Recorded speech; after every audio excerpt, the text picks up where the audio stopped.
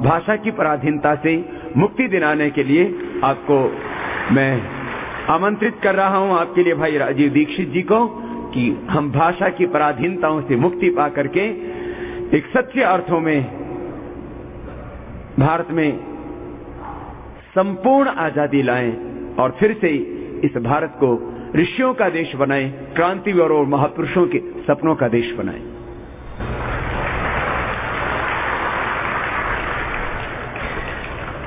आपके सामने मुझे भाषा की पराधीनता के विषय पर बात करनी है। अपने भारत देश का आजादी के 63 साल के बाद ये सबसे बड़ा दुर्भाग्य है कि भाषा के स्तर पर अभी तक हम स्वतंत्र नहीं हो पाए, स्वाधीन नहीं हो पाए।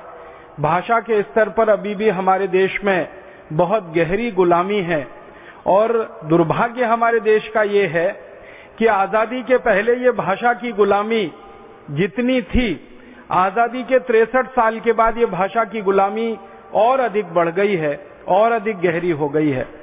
भारत देश अंग्रेजों की गुलामी से तो आजाद हो गया है, लेकिन अंग्रेजियत की गुलामी, भाषा की गुलामी अभी भी इस देश में बरकरार है।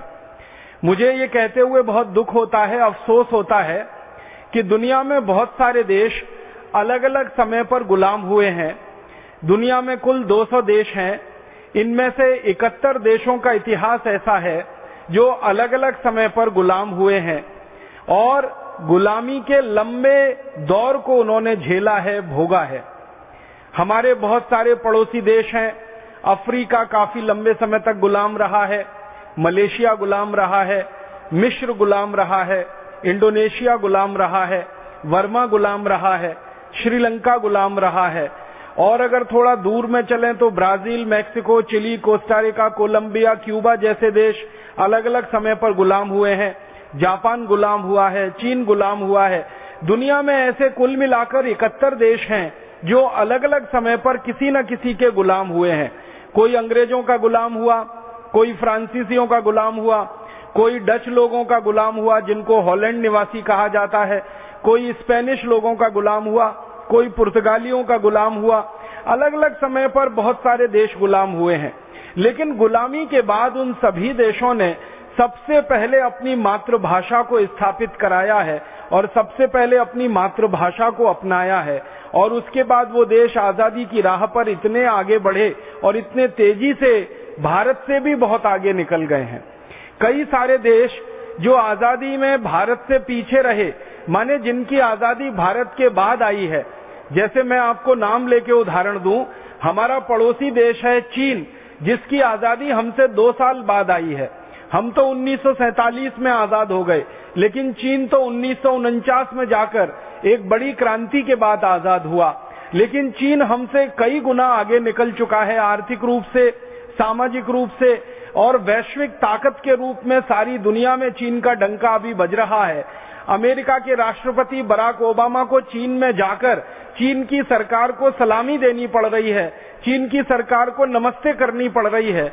कभी भी ऐसा दुनिया में नहीं हुआ कि अमेरिका का राष्ट्रपति चीन में जाकर चीन को सलामी दे, लेकिन अभी बराक ओबामा ये कहते हैं कि सारी दुनिया में अभी ताकत के रूप में जो सबसे महत्वपूर्ण देश उभर रहा है वो चीन। ये चीन 1949 तक भुखमरी का शिकार था, दुनिया में सबसे पीछे गिने जाने वाले देशों में गिना जाता था। आज उसकी अर्थव्यवस्था बहुत तेज है, समाज व्यवस्था बहुत बेहतर है, राज्य प्रशासन उनके यहाँ काफी कुछ भ्रष्टाचार से मुक्त है। थोड़ा बहुत भ्रष्टाचार वहाँ होता है, लेकिन ऐसा नहीं जैसे भारत में होता है। सारी दुनिया के लोग चीन का लोहा मान रहे हैं, चीन को नेता मान रहे हैं, चीन को विश्व गुरु की पदवी दी जा रही है। ये सब चीन का हो रहा है। आखिर इसके पीछे कारण क्या है?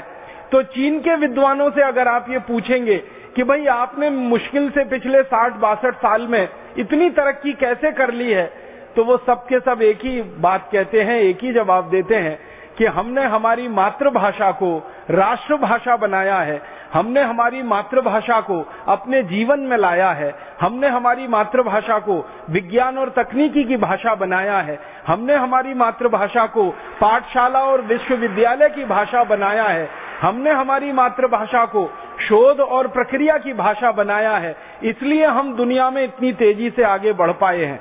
चीन के विद्वानों का यह कहना है कि अगर चीन आज भी अंग्रेजी भाषा में डूबा रहता, क्योंकि आप जानते हैं चीन लंबे समय तक अंग्रेजों का गुलाम रहा और अंग्रेजी भाषा में डूब गया।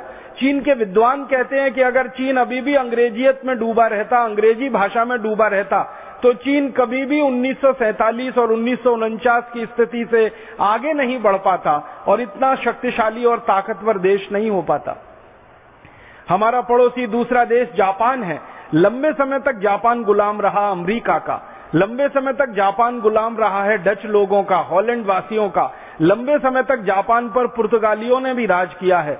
लेकिन जापान जब आजाद हुआ इस विदेशी गुलामी से, तो जापान में भी सबसे पहला काम जो हुआ, उन्होंने अपनी मातृभाषा को राष्ट्रभाषा बनाया और अपने जीवन के हर क्षेत्र में मातृभाषा को सम्मान दिया, मातृभाषा को प्रश्रय दिया, मातृभाषा का उपयोग किया। उसमें से जापान आज दुनिया के सबसे ताकतवर आर्थिक देशों में गिना जाने लगा है।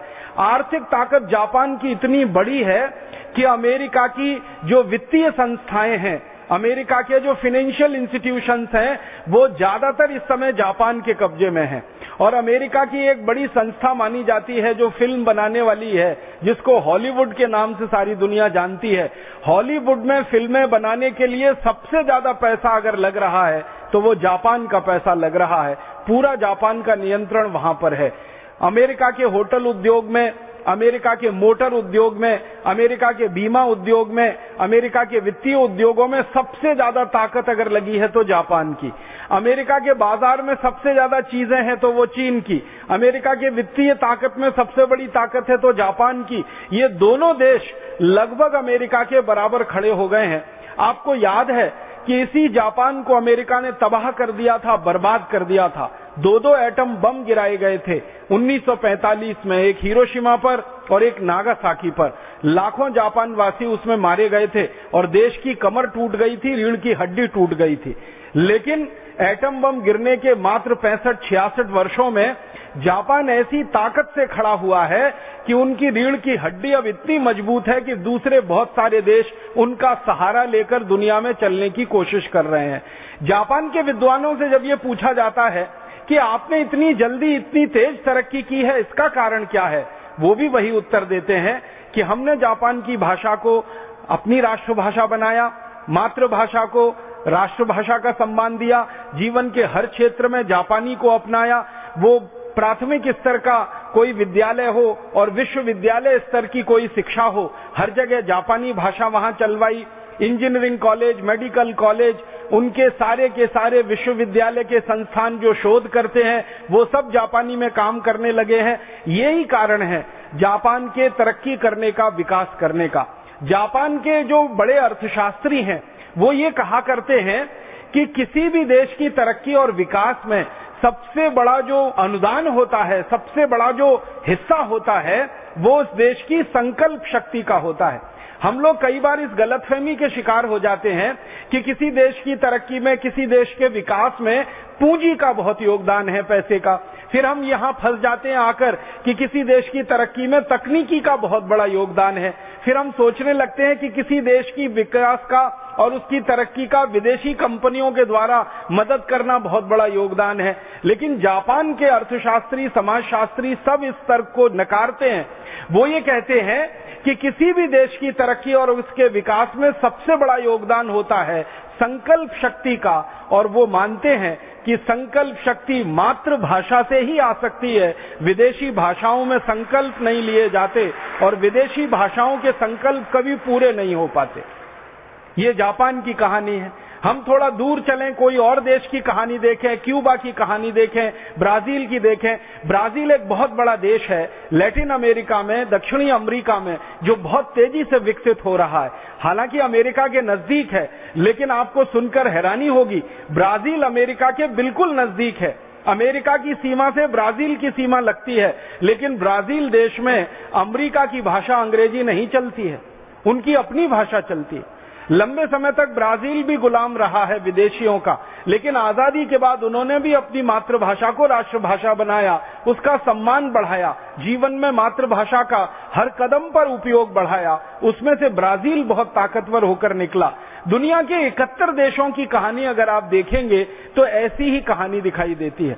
ये तो मैंने कुछ नाम लिए जापान, चीन, ब्राजील जैसे देशों के, जो बहुत बड़े देश हैं दुनिया में, जिनकी अर्थव्यवस्था बहुत बड़ी है, जिनकी आबादी बहुत बड़ी है, जिनके संसाधन बहुत हैं, जिनकी भौगोलिक सीमाएं बहुत बड़ी हैं। मैं कुछ उदाहरण देना चाहता हूं दुनिया के छोटे छोटे देशों के, जिनकी भौगोलिक सीमाएं भारत के एक जिले से भी छोटी हैं, जिनकी आबादी भारत के एक जिले से भी कम है। भारत के सबसे छोटे जिले से भी छोटे देश दुनिया में बहुत हैं, और एक दो नहीं है, 24 हैं। एक छोटा सा देश है, उसका नाम है फिनलैंड। एक छोटा देश है, उसका नाम है डेनमार्क। एक छोटा सा देश है, उसका नाम है नॉर्वे। ऐसे दुनिया में 24 छोटे से देश हैं जो भारत के एक एक जिले से कम हैं, जिनकी आबादी 10 लाख, 15 लाख, 20 लाख, 22 लाख के आसपास की है। बहुत अधिक हो तो 30 लाख की आबादी है। हमारे देश में तो कई जिले 30 लाख से कई गुने बड़े हैं। दिल्ली की बात करें, दिल्ली तो अब राज्य हो गया है, लेकिन दिल्ली जैसे कई बड़े राज्यों के बराबर के जिले हैं हमारे देश में, जिनकी आबादी करोड़ों में है। लेकिन कई देश हैं जिनकी आबादी 15, 20, 22, 50 माने 30 लाख के आसपास है। उन देशों की कहानी भी अगर आप पढ़ेंगे तो उनकी कहानी भी यही है। जैसे फिनलैंड बहुत छोटा सा देश है, दुनिया के 200 देशों में सबसे छोटे देशों में उसकी गिनती होती है। मुश्किल से आबादी उनकी 30 लाख के आसपास है। इतने छोटे से देश ने एक संकल्प ले रखा है, और ये संकल्प उनका 100 साल पुराना है। 100 साल पहले फिनलैंड गुलाम हो गया था, और गुलामी के बाद उन्होंने आजादी पाई। आजादी के बाद उनका पहला संकल्प है, जिसको 100 साल से उन्होंने टस से मस नहीं होने दिया, और वो संकल्प ये है कि हम कभी विदेशी भाषा में अपने देश में कोई काम नहीं करेंगे। फिनलैंड की सरकार चलेगी तो फिनिश भाषा में काम करेगी। फिनलैंड के विश्वविद्यालय चलेंगे तो फिनिश भाषा में काम करेंगे। फिनलैंड के बच्चों को प्राथमिक स्तर से लेकर उच्चतम शिक्षा दी जाएगी तो उनकी फिनिश भाषा में होगी। उनके यहाँ विज्ञान और तकनीकी का काम किया जाएगा तो फिनिश भाषा में होगा। उनके यहाँ इंजीनियरिंग कॉलेज चलाए जाएंगे तो फिनिश में होंगे। उनके यहाँ मेडिकल कॉलेज होंगे तो फिनिश में होंगे। छोटा सा देश फिनलैंड अपनी मातृभाषा को सीने से ऐसे चिपकाए हुए है जैसे कोई माँ अपने बच्चे को छाती से चिपका कर रखती है। आसपास के देश इतना दबाव डालते रहते हैं फिनलैंड के ऊपर। अगर आप यूरोप का नक्शा देखेंगे तो फिनलैंड इंग्लैंड से बहुत ज्यादा दूर नहीं है, फिनलैंड फ्रांस से भी बहुत ज्यादा दूर नहीं है, स्पेन से भी बहुत ज्यादा दूर नहीं है, पुर्तगाल से भी ज्यादा दूर नहीं है, जर्मनी से भी ज्यादा दूर नहीं है। ये बहुत सारे बड़े देश हैं फिनलैंड के आसपास में। ये दबाव डालते रहते हैं फिनलैंड पर कि भाषा बदल दो, अंग्रेजी कर लो, भाषा के साथ साथ और भी चीजें बदल दो। लेकिन फिनलैंड के निवासी कहते हैं कि हमारी आजादी तब तक सुरक्षित है जब तक हमारी मातृभाषा सुरक्षित है। जिस दिन हमने मातृभाषा को छोड़ दिया उस दिन हमारी आजादी चली जाएगी। आप जरा कल्पना करिए थोड़ी देर के लिए कि 30 लाख की आबादी का छोटा सा देश जो 24-25 बड़े देशों से चारों तरफ घिरा हुआ है, जिसके पास अपनी सेना नहीं है, जिसके पास अपनी पुलिस व्यवस्था नहीं है, वो देश टिका हुआ है, अपनी आजादी को बरकरार रखे हुए है। 100 साल से उनकी आजादी बरकरार है। कोई दूसरे देश की हिम्मत नहीं है उनके देश में हस्तक्षेप करने की। तो वो कहते हैं इसका एक ही कारण है, उनकी मातृभाषा जो इस समय उनकी राष्ट्रभाषा है। फिनलैंड के बगल में और एक छोटा सा देश है डेनमार्क, बिल्कुल छोटा सा देश है। डेनमार्क की आबादी तो मुश्किल से 22 लाख के आसपास है। भारत में तो पता नहीं 22 लाख की आबादी के कितने अधिक जिले होंगे।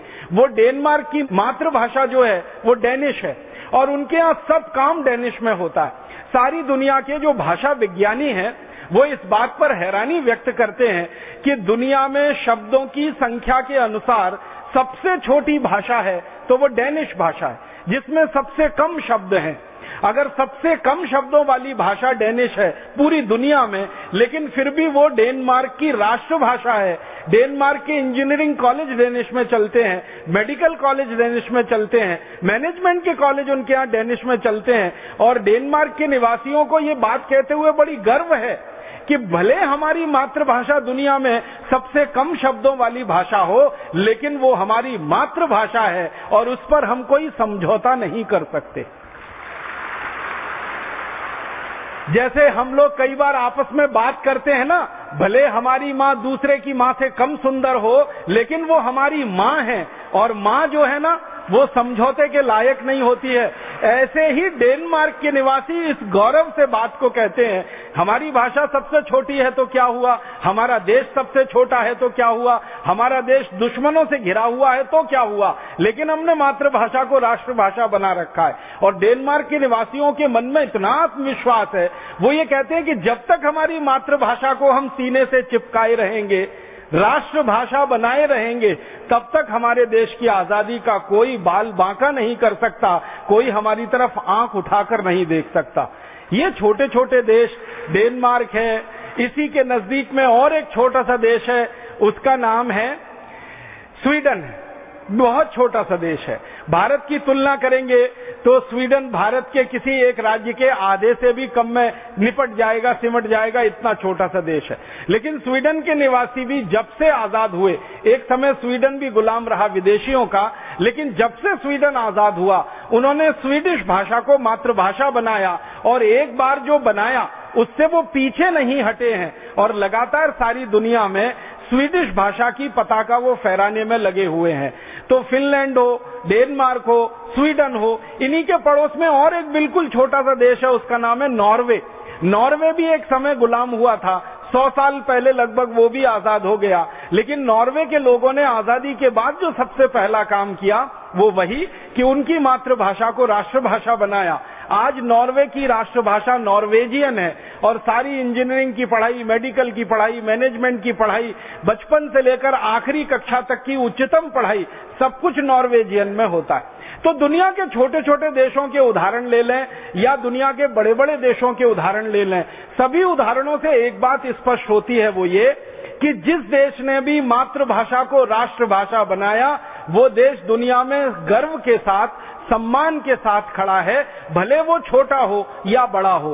अर्थव्यवस्था में कोई देश बहुत छोटा हो सकता है, अर्थव्यवस्था में कोई दूसरा देश बहुत बड़ा हो सकता है, आबादी के हिसाब से कोई देश छोटा हो सकता है, आबादी के हिसाब से कोई देश बड़ा हो सकता है, भूगोल की सीमाओं के अनुसार कोई देश बहुत छोटा है, कोई देश बहुत बड़ा है। ये सब प्रश्न बाहर हो जाते हैं जब मूल प्रश्न उनके यहाँ मातृभाषा और राष्ट्रभाषा का आता है। इन सभी देशों में एक बात जो मैं देखता हूं समान है, वो ये कि ये देश कई मामलों में भिन्न भिन्न हैं, लेकिन एक मामले में एक जैसे हैं कि इन सब देशों ने मातृभाषा को राष्ट्रभाषा बनाया, जीवन का अंग बनाया, उसको आगे बढ़ाया, लगातार बढ़ा रहे हैं, और गर्व और सम्मान के साथ संयुक्त राष्ट्र महासभा में एक सम्मानित स्वतंत्र देश की हैसियत पा रहे हैं।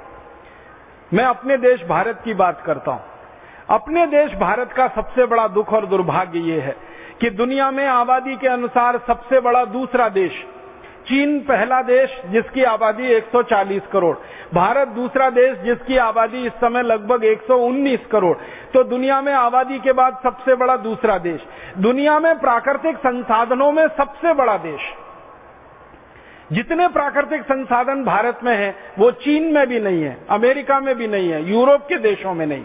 प्राकृतिक संसाधनों में सबसे बड़ा देश, दुनिया में सबसे ज्यादा डॉक्टरों वाला देश, सबसे ज्यादा चिकित्सक अगर पूरी दुनिया में है तो भारत में, सबसे ज्यादा इंजीनियरों का देश अगर दुनिया में है तो वो भारत है, सबसे ज्यादा वैज्ञानिकों का देश अगर दुनिया में है तो भारत है, सबसे बड़े किसानों का देश दुनिया में अगर कोई है तो वो भारत है, सबसे ज्यादा कुशल मजदूरों वाला देश दुनिया में अगर कोई है तो वो भारत है। माने कई मामलों में भारत दुनिया में नंबर 1 पर है, एक दो मामले में नंबर 2 पर है, लेकिन मातृभाषा को राष्ट्रभाषा बनाने में ये देश दुनिया का सबसे फिसड्डी देश है, सबसे आखिरी पायदान पर खड़ा हुआ देश है।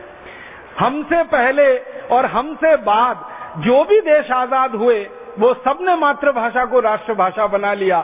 अपना देश आजादी के 63 साल के बाद भी इंतजार कर रहा है कि कब भारत की मातृभाषा भारत की राष्ट्रभाषा बने और कब इस देश का विकास तेजी से हो और इस देश के विकास के रास्ते दूसरों के लिए खुले। भारत अभी भी हिंदी को राष्ट्रभाषा नहीं बना पाया। जो भारत की 22 भाषाएं संविधान ने स्वीकृत की हैं, इनमें से किसी को भी राष्ट्रभाषा नहीं बना पाया। मैं तो कई बार यहां तक कहता हूं कि अंग्रेजी को हटाओ, हिंदी को ला सकते हो तो लाओ, नहीं ला सकते हो तो संस्कृत को राष्ट्रभाषा बना लो, सारे झगड़े भारत के खत्म हो जाएं। काफी लंबे समय तक इस देश में संस्कृत राष्ट्रभाषा रही है, और जब तक इस देश की राष्ट्रभाषा संस्कृत रही है, आप माने या न माने, ये देश दुनिया में सोने की चिड़िया रहा है और सबसे ऊंचे पायदान पर खड़ा रहा है। हमारे देश में सुवर्ण युग माना जाता है, सोने का युग माना जाता है। भारत का सबसे अच्छा समय, किसी भी इतिहासकार को पूछो, भारत का अध्ययन करने वाले भारतीय इतिहासकार से पूछो या भारत का अध्ययन करने वाले विदेशी इतिहासकारों से पूछो कि भारत का सोने का युग कब था, भारत सबसे अच्छा कब था, तो वो कहते हैं महर्षि चाणक्य के समय से लेकर 7वीं 8वीं शताब्दी तक का भारत दुनिया में सबसे ऊंचे पायदान पर खड़ा हुआ भारत था। शिक्षा में सबसे ऊंचा, व्यापार में सबसे ऊंचा, तकनीकी विज्ञान में सबसे ऊंचा, दर्शन शास्त्र के ग्रंथों के लिखे जाने में सबसे ऊंचा, ज्ञान के स्तर में सबसे ऊंचा। माने सारी दुनिया के इतिहासकार इस बात पर अब मानते हैं, अब विवाद समाप्त हो गया है कि महर्षि चाणक्य का जो समय रहा, वहां से लेकर 7वीं 8वीं शताब्दी तक भारत पूरी दुनिया में सबसे ऊंचे स्थान पर रहा है। कैसे रहा है? तो उसका सबसे बड़ा कारण है कि संस्कृत उस समय देश की राष्ट्रभाषा रही, संस्कृत उस समय देश की राज्य भाषा रही, संस्कृत इस देश के लोगों के पढ़ने पढ़ाने की भाषा रही, संस्कृत इस देश में बोलने चालने की भाषा रही, संस्कृत इस देश में हर काम की भाषा रही है। विज्ञान की, तकनीकी की, विश्वविद्यालय की पढ़ाई के लिए, चिकित्सा के लिए, सर्जरी के लिए, सब तरह के काम के लिए संस्कृत को हमारे यहाँ माध्यम बनाया गया और संस्कृत के माध्यम से इसको आगे बढ़ाया गया। तो जब तक संस्कृत इस देश की राष्ट्रभाषा, राज्य भाषा रही, तब तक भारत दुनिया में सिरमौर रहा, सबसे ऊंचा रहा। लेकिन जैसे जैसे भारत में संस्कृत का पराभव हुआ, जैसे जैसे संस्कृत की ऊंचाई कम होना शुरू हुई, संस्कृत का पतन शुरू हुआ, भारत का भी पराभव शुरू हुआ और भारत का भी पतन शुरू हुआ। ये कुछ संयोग नहीं है, इस पर गंभीर शोध करने की जरूरत है कि संस्कृत का पतन जैसे ही इस देश में शुरू हुआ, वैसे ही विदेशियों के आक्रमण भी शुरू हो गए इस देश में। पहला विदेशी आक्रमण मोहम्मद बिन कासिम का 7वीं शताब्दी, फिर उसके बाद महमूद गजनवी, फिर उसके बाद लंबी एक श्रृंखला, तैमूर लंग, नादिर शाह वगैरह वगैरह, अहमद शाह अब्दाली, फिर बाबर और बाबर के परिवार के लोग, फिर उसके बाद पुर्तगाली, फिर अंग्रेज, फिर अंग्रेजों के पहले थोड़ा दिन फ्रांसीसी और स्पेनिश लोग। ये सारे के सारे विदेशी हमले भारत में उसी समय में हुए हैं जब संस्कृत हमारे देश में पतन की स्थिति में रही है, पराभव की स्थिति में रही है। संस्कृत की ऊंचाई जब तक बनी रही, राष्ट्र की ऊंचाई बनी रही। संस्कृत इस देश में जब तक ऊंचाई पर रही, राष्ट्र की स्वाधीनता इस देश की बची रही, स्वतंत्रता इस देश की बची रही। जैसे जैसे संस्कृत का पराभव हुआ, माने ज्ञान का पराभव हुआ, संस्कृत माने ज्ञान की भाषा, तो ज्ञान के स्तर पर जब हम नीचे गिरने लगे और ज्ञान के स्तर पर नीचे उतरने लगे, हमारे ऊपर विदेशी हमले शुरू हुए और फिर परोक्ष रूप से, बाद में प्रत्यक्ष रूप से हम विदेशी हमलों के शिकार हो गए और फिर गुलाम हो गए। गुलामी का एक लंबा दौर हमने देखा। अंग्रेजों की पूरी 250 साल की गुलामी देखी, फ्रांसीसियों की देखी, पुर्तगालियों की देखी, उसके पहले इस्लाम को मानने वाले शासकों की गुलामी भारत के कमोवेश 1/3 से आधे इलाके में हमने देखी। इस पूरे के पूरे गुलामी के दौर को अगर ध्यान से देखेंगे तो इस दौर का सबसे बड़ा कारण है ज्ञान का गिरना, ज्ञान का पराभव और परोक्ष रूप से भाषा का पराभव, हमारी राष्ट्रभाषा, हमारी राज्य भाषा का गिरते चले जाना, उसका समाप्त होते चले जाना और एक स्तर पर उसका बिल्कुल निष्प्राण हो जाना। और अंग्रेजों ने तो साजिश करके, षड्यंत्र करके भारत में चलने वाले 7,32,000 गुरुकुलों को, जो मूल रूप से संस्कृत में पढ़ाया करते थे और पढ़ा करते थे, जड़ से खत्म कर दिया था, बंद कर दिया था, समाप्त कर दिया था। और उसी के कारण ये देश में बहुत गहरी गुलामी आ गई और उस गुलामी से आजाद होने के लिए हमने लंबा संघर्ष किया।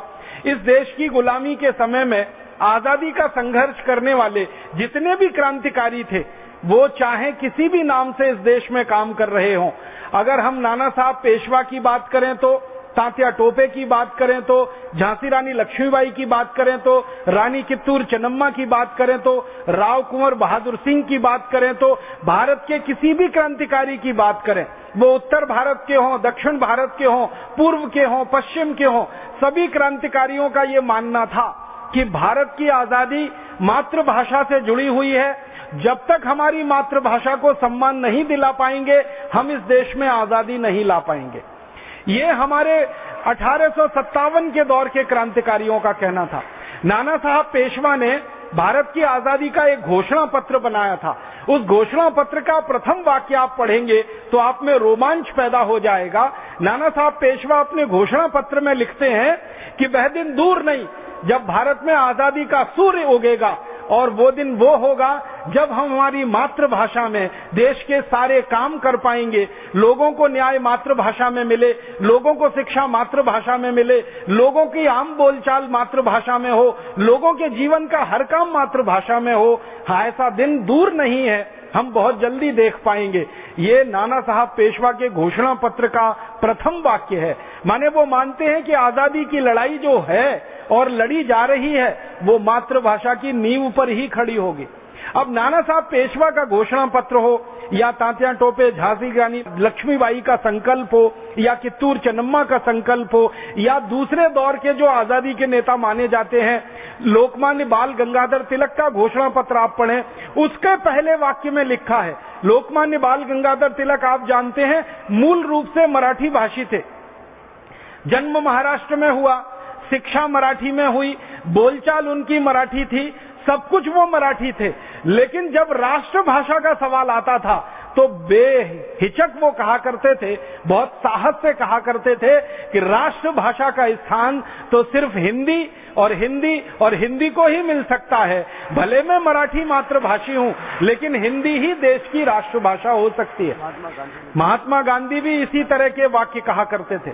महात्मा गांधी का मूल आप जानते हैं गुजरात, उनकी मातृभाषा गुजराती, लेकिन महात्मा गांधी ने एक बार नहीं सैकड़ों बार ये कहा कि इस भारत की राष्ट्रभाषा कोई हो सकती है तो वो हिंदी ही हो सकती है, क्योंकि हिंदी ही देश की एकता को बांधने की ताकत रखती है और हिंदी में वो शक्ति है कि पूरे देश को एक सूत्र में पिरोकर आगे बढ़ा सके। ऐसे ही हमारे देश के एक महान महापुरुष महर्षि दयानंद जी की भी बात अगर आप सुनेंगे तो वो भी यही मानते थे। मूलतः महर्षि दयानंद भी गुजराती भाषी थे। गुजरात में उनका जन्म हुआ, राजकोट जिले में, पढ़ाई संस्कृत में हुई, लेकिन वो बार बार ये कहा करते थे कि पूरे देश को एकता के सूत्र में पिरो सकती है तो हिंदी है, पूरे देश को एक साथ बांध सकती है तो वो हिंदी है, और भारत की राष्ट्रभाषा होने का गौरव अगर मिल सकता है तो वो हिंदी को मिल सकता है।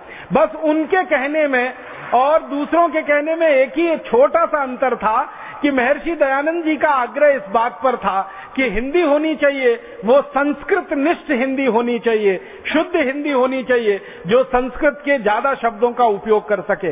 बाकी सभी मामलों में दूसरे क्रांतिकारियों से उनके विचार मिलते जुलते थे। तो महर्षि दयानंद हो, महात्मा गांधी रहे हों, लोकमान्य बाल गंगाधर तिलक रहे हों, ये सब आप जानते हैं 1850 से 1890 के दौर के सब क्रांतिवीर थे। इसके बाद के जो क्रांतिवीर रहे, जैसे महर्षि अरविंद रहे, सुभाष चंद्र बोस रहे, चंद्रशेखर आजाद रहे, अशफाक उल्लाह रहे, और हमारे देश के विनायक दामोदर सावरकर रहे, ऐसे जो तीसरे दौर के आजादी के नायक इस देश में थे, उनके लिखे हुए शब्दों को, उनके लिखे हुए लेखों को, उनके दिए गए भाषणों को आप सुनेंगे तो वो सब भी एक बात पर सहमत हैं, वो ये कि अंग्रेजी भाषा का स्थान भारत में अगर कोई ले सकता है तो वो भारत की मातृभाषा राष्ट्रभाषा हिंदी ही है, और जल्दी से जल्दी अंग्रेजी को भारत से विदा होना चाहिए और उसके स्थान पर हिंदी को राष्ट्रभाषा स्थापित किया जाना चाहिए। तो भारत के सभी दौर के क्रांतिकारियों की ये अभिलाषा रही, ये इच्छा रही कि भारत अंग्रेजों की गुलामी से आजाद हो, साथ साथ में अंग्रेजी की गुलामी से भी आजाद हो, और भारत की मातृभाषा राष्ट्रभाषा हिंदी इस देश में स्थापित हो। लेकिन आजादी के बाद क्या हुआ इस देश में? 15 अगस्त 1947 को हम आजाद हो गए। अंग्रेजों से हमने आजादी ले ली या अंग्रेजों ने हमको आजादी दे दी। आजादी मिलने के थोड़े दिन पहले तक महात्मा गांधी ये कहा करते थे कि आजादी मिल गई जिस दिन, महात्मा गांधी लगभग 6 महीने पहले जून 1946 में ये बात कह रहे हैं। वो कह रहे हैं कि आजादी मिलने के सिर्फ 6 महीने भारतवासी इंतजार करें, पूरे देश की राष्ट्रभाषा हिंदी हो जाएगी और सरकार के कामकाज की भाषा हिंदी हो जाएगी, संसद और विधानसभाओं की भाषा हिंदी हो जाएगी। और महात्मा गांधी ने इतनी कड़ी बात कही थी कि जो संसद में बोलने वाला सांसद हिंदी में बात नहीं करेगा, जो विधानसभाओं में बोलने वाला विधायक हिंदी में बात नहीं करेगा, तो महात्मा गांधी कहा करते थे कि मैं सबसे पहला आदमी होऊंगा जो उनके खिलाफ आंदोलन करूंगा और अंग्रेजी में बोलने वालों को जेल में भिजवाऊंगा। इतने कड़े शब्द उन्होंने बोले थे। वो कहा करते थे कि आजादी के बाद भारत का कोई सांसद और विधायक अंग्रेजी में बात करे, इससे बड़ा भारत का अपमान कोई दूसरा नहीं हो सकता, और मैं बर्दाश्त नहीं करूंगा कि भारत का कोई सांसद और विधायक अंग्रेजी में बात करे। एक बार इससे भी ज्यादा कड़ी बात गांधी जी ने कही। गांधी जी ने कहा कि मुझे सत्ता नहीं चाहिए, सिंहासन नहीं चाहिए। जैसे अपने भारत स्वाभिमान का स्पष्ट उद्घोष वाक्य है कि हमें सत्ता नहीं चाहिए, सिंहासन नहीं चाहिए। परम पूजनीय स्वामी जी ने जैसे घोषणा कर रखी है कि सत्ता और सिंहासन और प्रतिष्ठा से उनका कोई मोह नहीं है, उसकी प्राप्ति के लिए ये भारत स्वाभिमान नहीं है, ऐसे ही महात्मा गांधी कहा करते थे कि उन्हें सत्ता नहीं चाहिए, सिंहासन नहीं चाहिए, प्रतिष्ठा नहीं चाहिए। लेकिन गांधी जी कहा करते थे कि एक चीज तो मुझे चाहिए और उसके लिए मैं मर जाऊंगा, अपनी जान दे दूंगा। वो अपनी राष्ट्रभाषा का सम्मान चाहिए, राष्ट्रभाषा की प्रतिष्ठा चाहिए, इसके लिए तो मैं अपना बलिदान करने को तैयार। एक दिन गांधी जी ने इससे भी ज्यादा आगे बोल दिया। उन्होंने कहा कि भारत की आजादी के बाद अगर सरकार ने अंग्रेजी को नहीं हटाया तो मेरी जगह भारत सरकार की जेल में होगी और मैं भारत सरकार के खिलाफ सत्याग्रह करूंगा। इतने ज्यादा आग्रही थे वो मातृभाषा के। और एक दिन गांधी जी ने यहां तक कहा कि भारत में आजादी मिलने के बाद अगर भारत का साधारण आदमी, साधारण नागरिक कोई भी बात को अपनी मातृभाषा में कहे और सरकार उसकी व्यवस्था ना कर पाए तो वो सरकार को चुल्लू भर पानी में डूब मरना चाहिए कि आम आदमी, साधारण आदमी की भाषा को समझने की हमारी सरकार की तैयारी और हैसियत नहीं। इतने कड़े वाक्य। एक दिन गांधी जी ने कहा कि मुझे सत्ता नहीं चाहिए, सिंहासन नहीं चाहिए, लेकिन मेरे दिल में एक बात आती है बार बार कि मैं एक दिन के लिए भारत का शासक बन जाऊं, एक दिन के लिए। वो कहते थे 24 घंटे के लिए मेरे हाथ में भारत की सत्ता सौंप दो, मैं भारत का शासक बन जाऊं और ऐसा शासक बनूं जो 25वें घंटे इस्तीफा दे दूं। तो 24 घंटे में मैं सबसे पहला काम क्या करूंगा? तो गांधी जी ने कहा सबसे पहला काम हिंदी को भारत की राष्ट्रभाषा बनाऊंगा। फिर किसी ने कहा दूसरा काम क्या करेंगे? तो कहने लगे पूरे देश से शराब की दुकानें बंद कराऊंगा, शराब का उत्पादन बंद कराऊंगा। फिर किसी ने पूछा बापूजी तीसरा काम आप क्या करेंगे? तो उन्होंने कहा कि पूरे देश से जो गो हत्या का कलंक लगा है देश के माथे पर, इस गो हत्या को बंद कराने का कानून संसद में पारित कराऊंगा। तो गांधी जी वैसे कहते थे कि सत्ता नहीं चाहिए, सिंहासन नहीं चाहिए, लेकिन एक दिन की सत्ता वो मांगते थे कि मुझे एक दिन का राजा बना दो। तो हिंदी को राष्ट्रभाषा तो बनाकर, शराबबंदी का कानून बनाकर, गोहत्या का कानून बनाकर पूरे देश की सत्ता व्यवस्था से इस्तीफा देकर मैं चुपचाप निकल जाऊंगा। एक ही दिन के लिए वो चाहते थे देश का शासक होना। अब आप सोचिए कि महात्मा गांधी, जिनके मन में इतनी तीव्रता थी राष्ट्रभाषा को लेकर, उनके परम शिष्यों के हाथ में जब इस देश की सत्ता आई तो उन्होंने महात्मा गांधी से बिल्कुल उल्टे स्वर में बोलना शुरू किया। जब उनके परम शिष्यों के हाथ में सत्ता आई तो उन्होंने कहना शुरू किया कि भारत में अंग्रेजी के बिना कोई काम नहीं चल सकता। भारत में विज्ञान और तकनीकी को आगे बढ़ाना हो तो अंग्रेजी के बिना यह संभव नहीं हो सकता। भारत का विकास करना है तो अंग्रेजी के बिना यह संभव नहीं हो सकता। भारत को विश्व के मानचित्र पर स्थापित कराना है तो अंग्रेजी के बिना यह नहीं हो सकता। यूरोप और अमेरिका जैसा भारत को बनाना है तो यह अंग्रेजी के बिना नहीं हो सकता।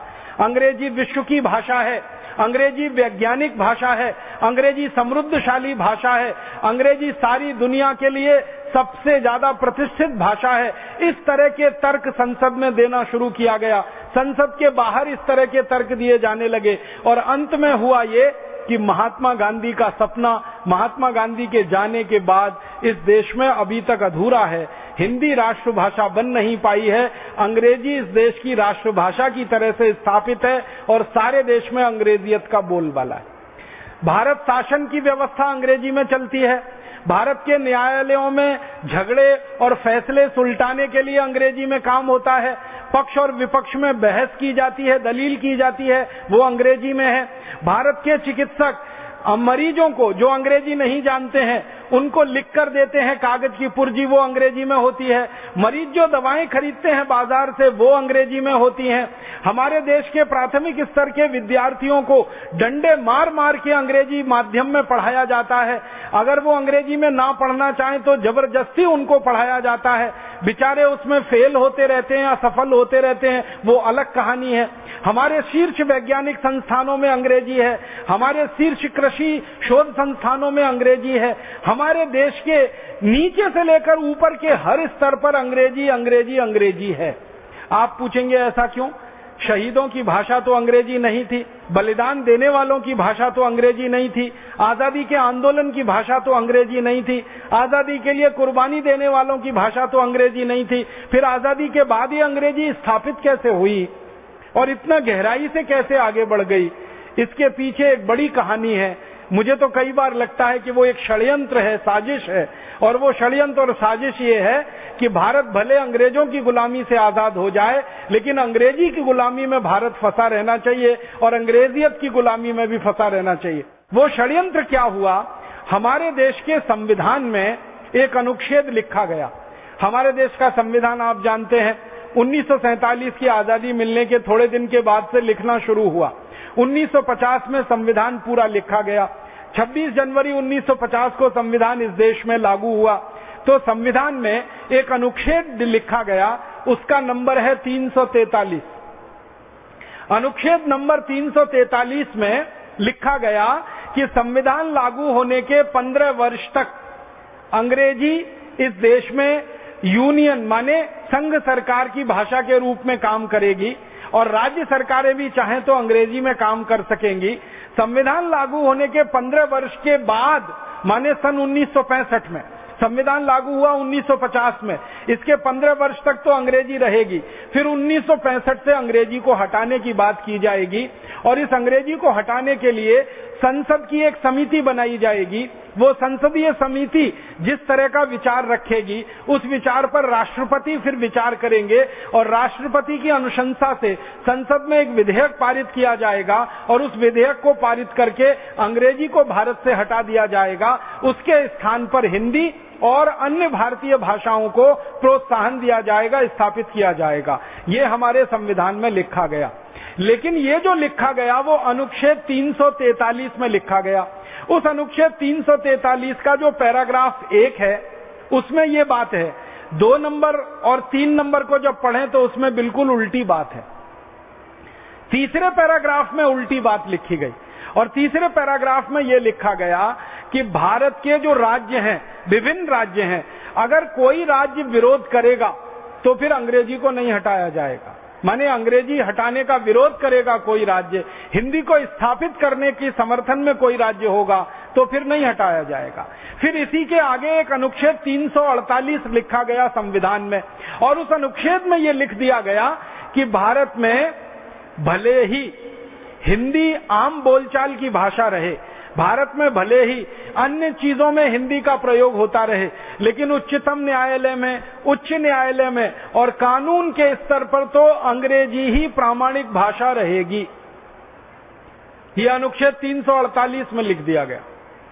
एक जगह लिख रहे हैं कि 15 साल बाद हिंदी आ जाएगी और भारतीय भाषाएं आ जाएंगी। एक जगह लिख रहे हैं कि नहीं, उसके लिए राज्यों की सहमति लेनी पड़ेगी। फिर 348 में कह दिया कि नहीं, उच्चतम न्यायालय और उच्च न्यायालय में तो हिंदी के प्रश्न ही नहीं उठेंगे, वहां तो अंग्रेजी में ही काम चलेगा। कानून की भाषा अंग्रेजी, पक्ष की बहस अंग्रेजी में, विपक्ष की बहस अंग्रेजी में और फैसले सारे अंग्रेजी में। मतलब सीधा सा ये है कि एक जगह हिंदी को राष्ट्रभाषा बनाने की बात दिखाकर दूसरी जगह से बिल्कुल जड़ काट दी गई हिंदी की। और इसके बाद क्या हुआ? इसके बाद संसद की एक समिति बनाई गई। 1955 में वो समिति स्थापित हुई। उस समिति से कहा गया कि आप रिपोर्ट दीजिए। समिति ने ये कह दिया कि अभी भारत में अंग्रेजी को हटाने का अनुकूल समय नहीं आया है। जब तक अनुकूल समय नहीं आता अंग्रेजी को हटाने का, तब तक प्रतीक्षा की जाए। तो 1955 की संसदीय समिति ने ऐसी रिपोर्ट दे दी तो राष्ट्रपति ने कहा कि अभी अंग्रेजी को हटाने की बात नहीं है। फिर उसके बाद एक दूसरी समिति बनी, उनकी भी रिपोर्ट इसी तरह से आई। और उसके बाद 1963 में संसद में बड़ी भयंकर बहस हुई इस पर कि अंग्रेजी हटाओ और हिंदी लाओ, अंग्रेजी हटाओ और भारतीय भाषाओं को लाओ। ये बहस में भी अंत में यही हुआ कि अंग्रेजी को अभी थोड़े दिन तक रखा जाए। फिर जब 1965 का समय पूरा हो गया और 15 साल की अवधि समाप्त हो गई, तो भारत की राजभाषा हिंदी बने और राष्ट्रभाषा भी हिंदी बने, इस पर जब बात शुरू हुई तो दक्षिण भारत में दंगे शुरू हो गए। और दक्षिण भारत में जो दंगे शुरू हुए, भारत सरकार की खुफिया विभाग की रिपोर्ट बताती है कि वो दंगे अपने आप नहीं हुए, कराए गए। उन नेताओं के द्वारा भड़काए गए जो नहीं चाहते थे कि अंग्रेजी इस देश में से हटे। तो सरकार को मौका मिल गया ये कहने का कि हिंदी को राष्ट्रभाषा बनाने के नाम पर अगर दंगे हो रहे हैं तो हिंदी को राष्ट्रभाषा नहीं बनाया जा सकता, अंग्रेजी को ही बरकरार रखना पड़ेगा। और 1967 में विधेयक पास कर दिया गया। फिर 1968 में उस विधेयक में एक संशोधन कर दिया गया और वो संशोधन इस समय हमारे लिए फांसी के फंदे जैसा है, भारत की राष्ट्रभाषा के लिए, भारत की मातृभाषाओं के लिए। उस संशोधन में लिखा यह गया कि भारत के जितने राज्य हैं, इनमें से एक राज्य भी अगर अंग्रेजी का समर्थन करेगा तो भारत में अंग्रेजी ही लागू रहेगी। भारत में इस समय 33 राज्य हैं और 33 राज्यों में से एक राज्य भी अगर ये कहता है कि अंग्रेजी होनी ही चाहिए तो पूरे भारत में अंग्रेजी रहेगी। जब तक वो राज्य ये नहीं कहता कि अंग्रेजी हटा देनी चाहिए, तब तक भारत से अंग्रेजी नहीं हटाई जाएगी। ऐसा संशोधन करके कानून बन गया। अब यही कानून है जो भारत में हिंदी के गले में फांसी के फंदे जैसा लटका हुआ है। ये हमारे देश की स्थिति है। अब ये स्थिति संसद ने बनाई है, ये स्थिति संविधान ने बनाई है, ये स्थिति कानून ने बनाई है।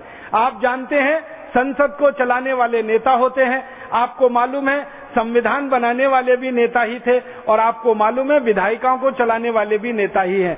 तो भारत में कुछ नेता जो आजादी के बाद से लगातार इस षड्यंत्र में लगे रहे हैं कि अंग्रेजी हटनी नहीं चाहिए भारत से, क्योंकि उनकी सत्ता वहां से हट जाएगी।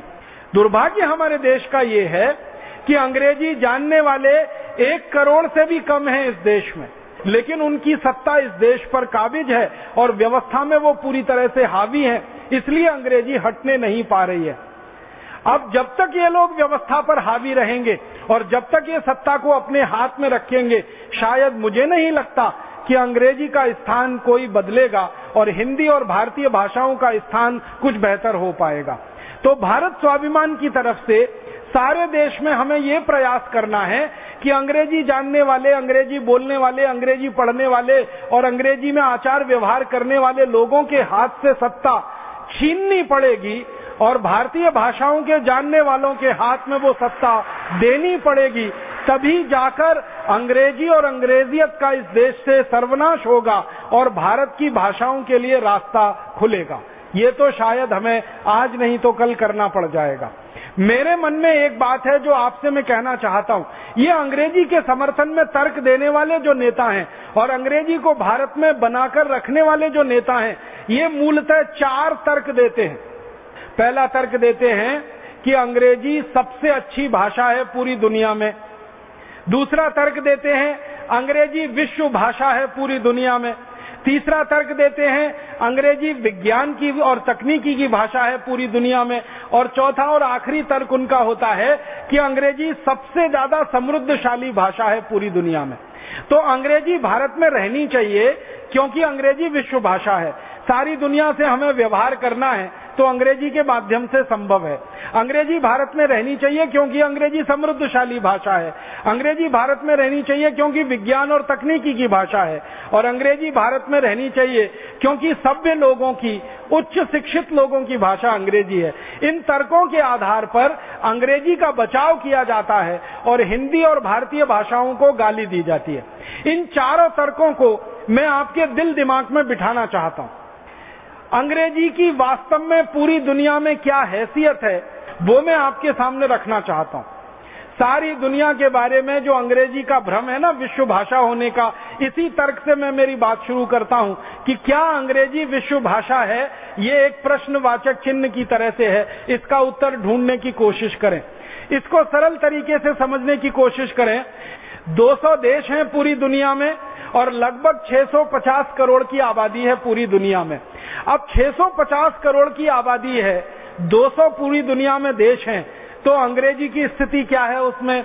200 देशों में से मात्र 11 देश हैं जहां अंग्रेजी बोली जाती है, अंग्रेजी पढ़ी जाती है, अंग्रेजी समझी जाती है और अंग्रेजी में काम होता है। इसका मतलब दुनिया के सिर्फ 5% देशों में ही अंग्रेजी है। 95% देशों में अंग्रेजी का कोई नाम लेने वाला नहीं है। तो विश्व भाषा कैसे हो गई? आबादी के हिसाब से बात करें तो अंग्रेजी बोलने, पढ़ने, लिखने और समझने वालों की आबादी पूरी दुनिया में मात्र 30 करोड़ है और दुनिया की आबादी लगभग 650 करोड़ है। अब 650 करोड़ की आबादी में सिर्फ 30 करोड़ लोग अंग्रेजी जानते हैं, बोलते हैं, समझते हैं और अंग्रेजी में बात करते हैं, सीखते वगैरह वगैरह। तो अगर 30 करोड़ लोग ही अंग्रेजी बोलते हैं, जानते हैं, समझते हैं, तो अंग्रेजी विश्व भाषा कैसे हो गई? ये तो पूरी दुनिया के लगभग 4% लोगों की ही भाषा हुई। आबादी के हिसाब से दुनिया के 4% और देशों की संख्या के हिसाब से दुनिया के 5%।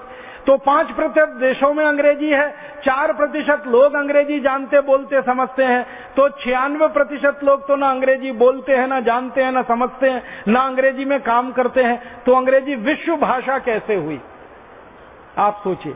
अगर विश्व भाषा का दर्जा किसी को मिल सकता है तो वो चाइनीज भाषा को मिल सकता है और दूसरे नंबर पर हिंदी को ही मिल सकता है। आप बोलेंगे क्यों?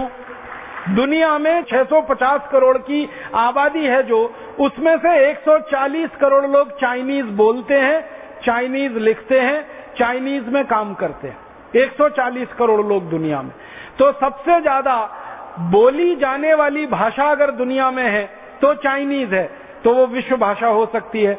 दूसरे नंबर पर अगर जो कोई भाषा है सबसे ज्यादा लोगों द्वारा बोली जाने वाली, समझी जाने वाली, पढ़ी और लिखी जाने वाली, वो हिंदी है, मात्र हिंदी है और हिंदी है।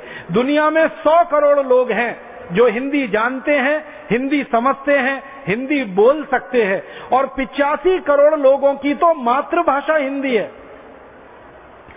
15 करोड़ लोगों की मातृभाषा हिंदी नहीं है, लेकिन वो हिंदी जानते हैं, बोलते हैं, समझते हैं।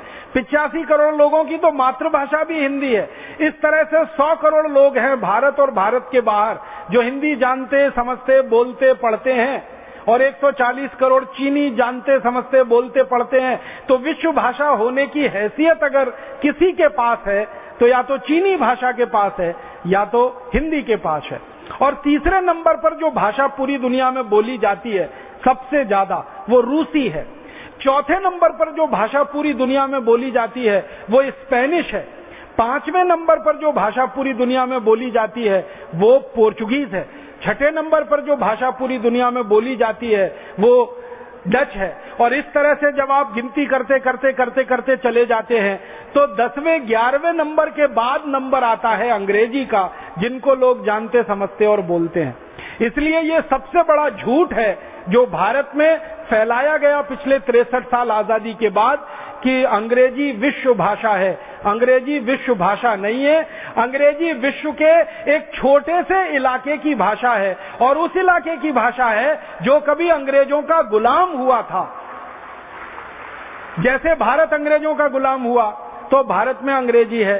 पाकिस्तान भारत का अंग था, पाकिस्तान में अंग्रेजी है। बांग्लादेश कभी भारत का अंग था, बांग्लादेश में अंग्रेजी है। ऑस्ट्रेलिया अंग्रेजों का गुलाम रहा, वहां अंग्रेजी है। न्यूजीलैंड अंग्रेजों का गुलाम रहा, वहां अंग्रेजी है।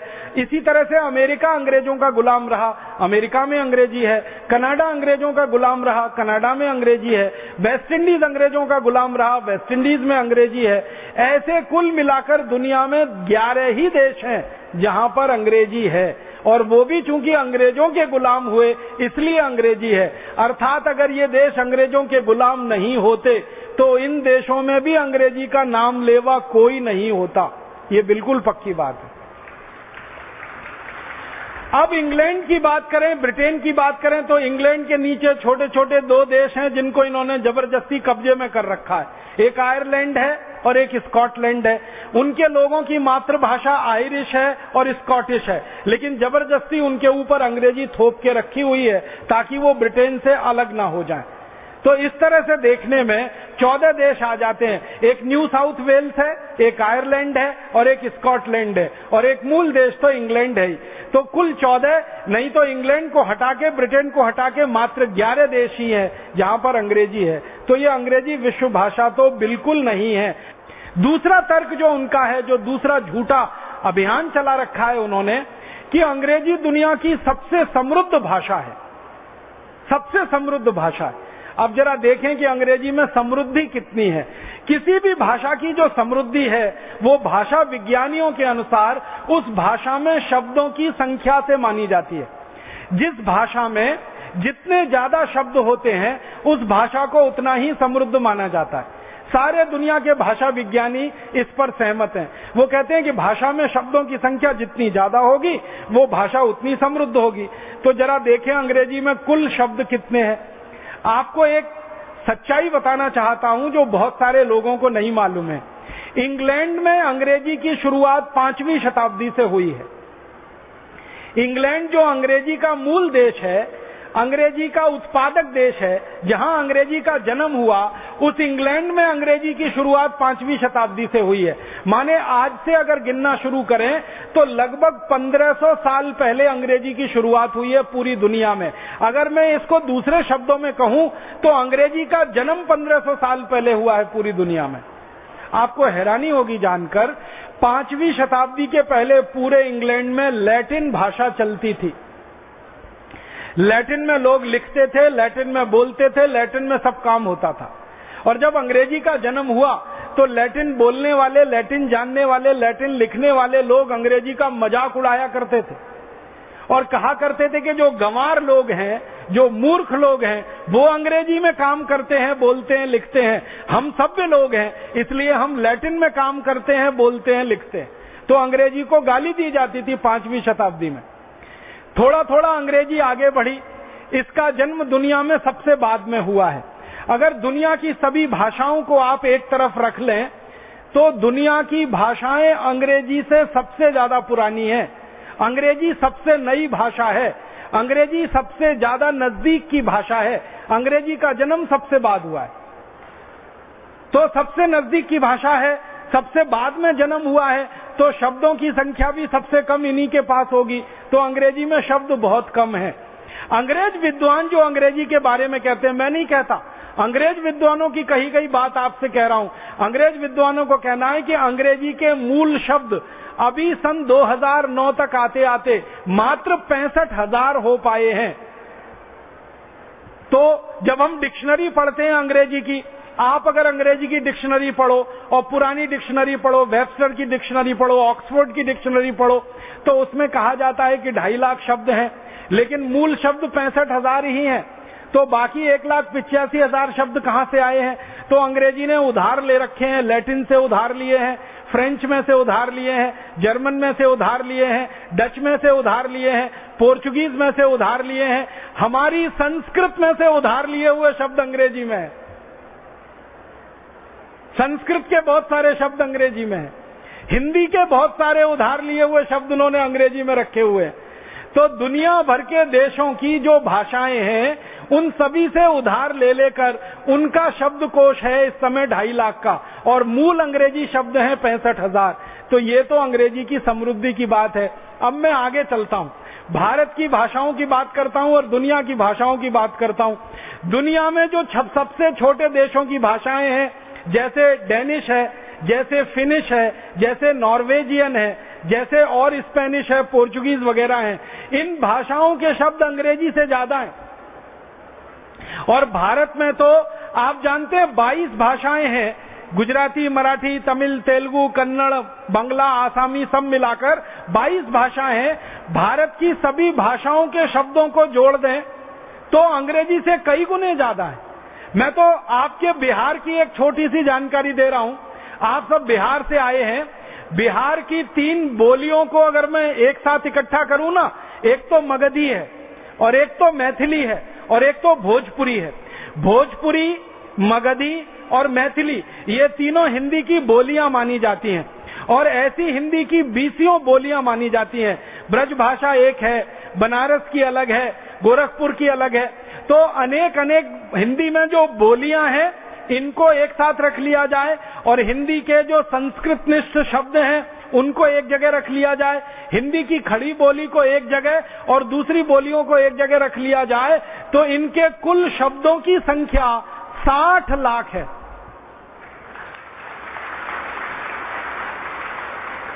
अंग्रेजी के कुल शब्दों की संख्या सारी दुनिया से उधार लेकर 2.5 लाख है, और उनके मूल शब्द 65,000 हैं। और हिंदी की सहयोगी जो बोलियां हैं, इनको जोड़ लिया जाए तो ये 60 लाख है।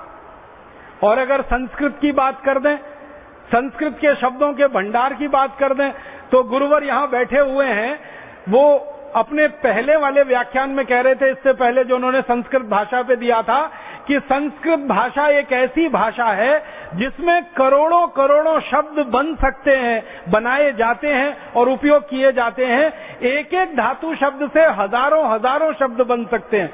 तो संस्कृत में करोड़ों करोड़ों शब्द हैं। संस्कृत के शब्दों को गिनने का सामर्थ्य अभी तक विकसित नहीं हो पाया हम में, क्योंकि शब्दों का भंडार अनंत है, क्योंकि इस भाषा का सामर्थ्य अनंत है। तो जिस भाषा में करोड़ों शब्द हो, जिस भाषा में शब्दों का भंडार सबसे बड़ा हो, वो समृद्धशाली है, या अंग्रेजी जिसमें मात्र 65,000 मूल शब्द हैं और बाकी कुल मिलाकर उधार लिए हुए 2.5 लाख शब्द हैं। तो समृद्ध भाषा कैसे हुई? और मैं आपको एक रोचक बात बताना चाहता हूं। पूरे भारत देश में हिंदी, गुजराती, तमिल, तेलुगु, मराठी, जो हमारी भारतीय भाषाएं हैं, इनकी जो अलग अलग बोलियां हैं, उन बोलियों की सूची अगर बनाएंगे तो 3,280 बोलियां हैं भारत में, और 22 भाषाएं हैं भारत में, जो दुनिया के किसी देश में नहीं है। बोली आप समझते हैं, भाषा से विकसित, जैसे हिंदी भाषा है और बोली भोजपुरी है, मगधी है, या तो आपकी मैथिली है, या तो बनारसी है, या तो कोई और क्षेत्र की है। तो बोलियां भारत में 3,280 हैं और भाषाएं 22 हैं। दुनिया के किसी देश में नहीं है। किसी भी देश का इतिहास हम पढ़ें तो एक भाषा, ज्यादा से ज्यादा 2 भाषा किसी भी देश में, रूस में, जापान में, चीन में, स्पेन में, फ्रांस में, जर्मनी में, स्वीडन में, स्विट्जरलैंड में, डेनमार्क में, नॉर्वे में, सभी देशों में एक या ज्यादा से ज्यादा 2 भाषाएं, और बोलियां तो किसी देश में एक या अधिक से अधिक 2। भारत अकेला दुनिया का ऐसा वैविध्यशाली देश है जहां बोलियां 3,280 हैं और भाषाएं 22 हैं। तो शब्दों का भंडार तो सबसे बड़ा हमारे ही पास होगा।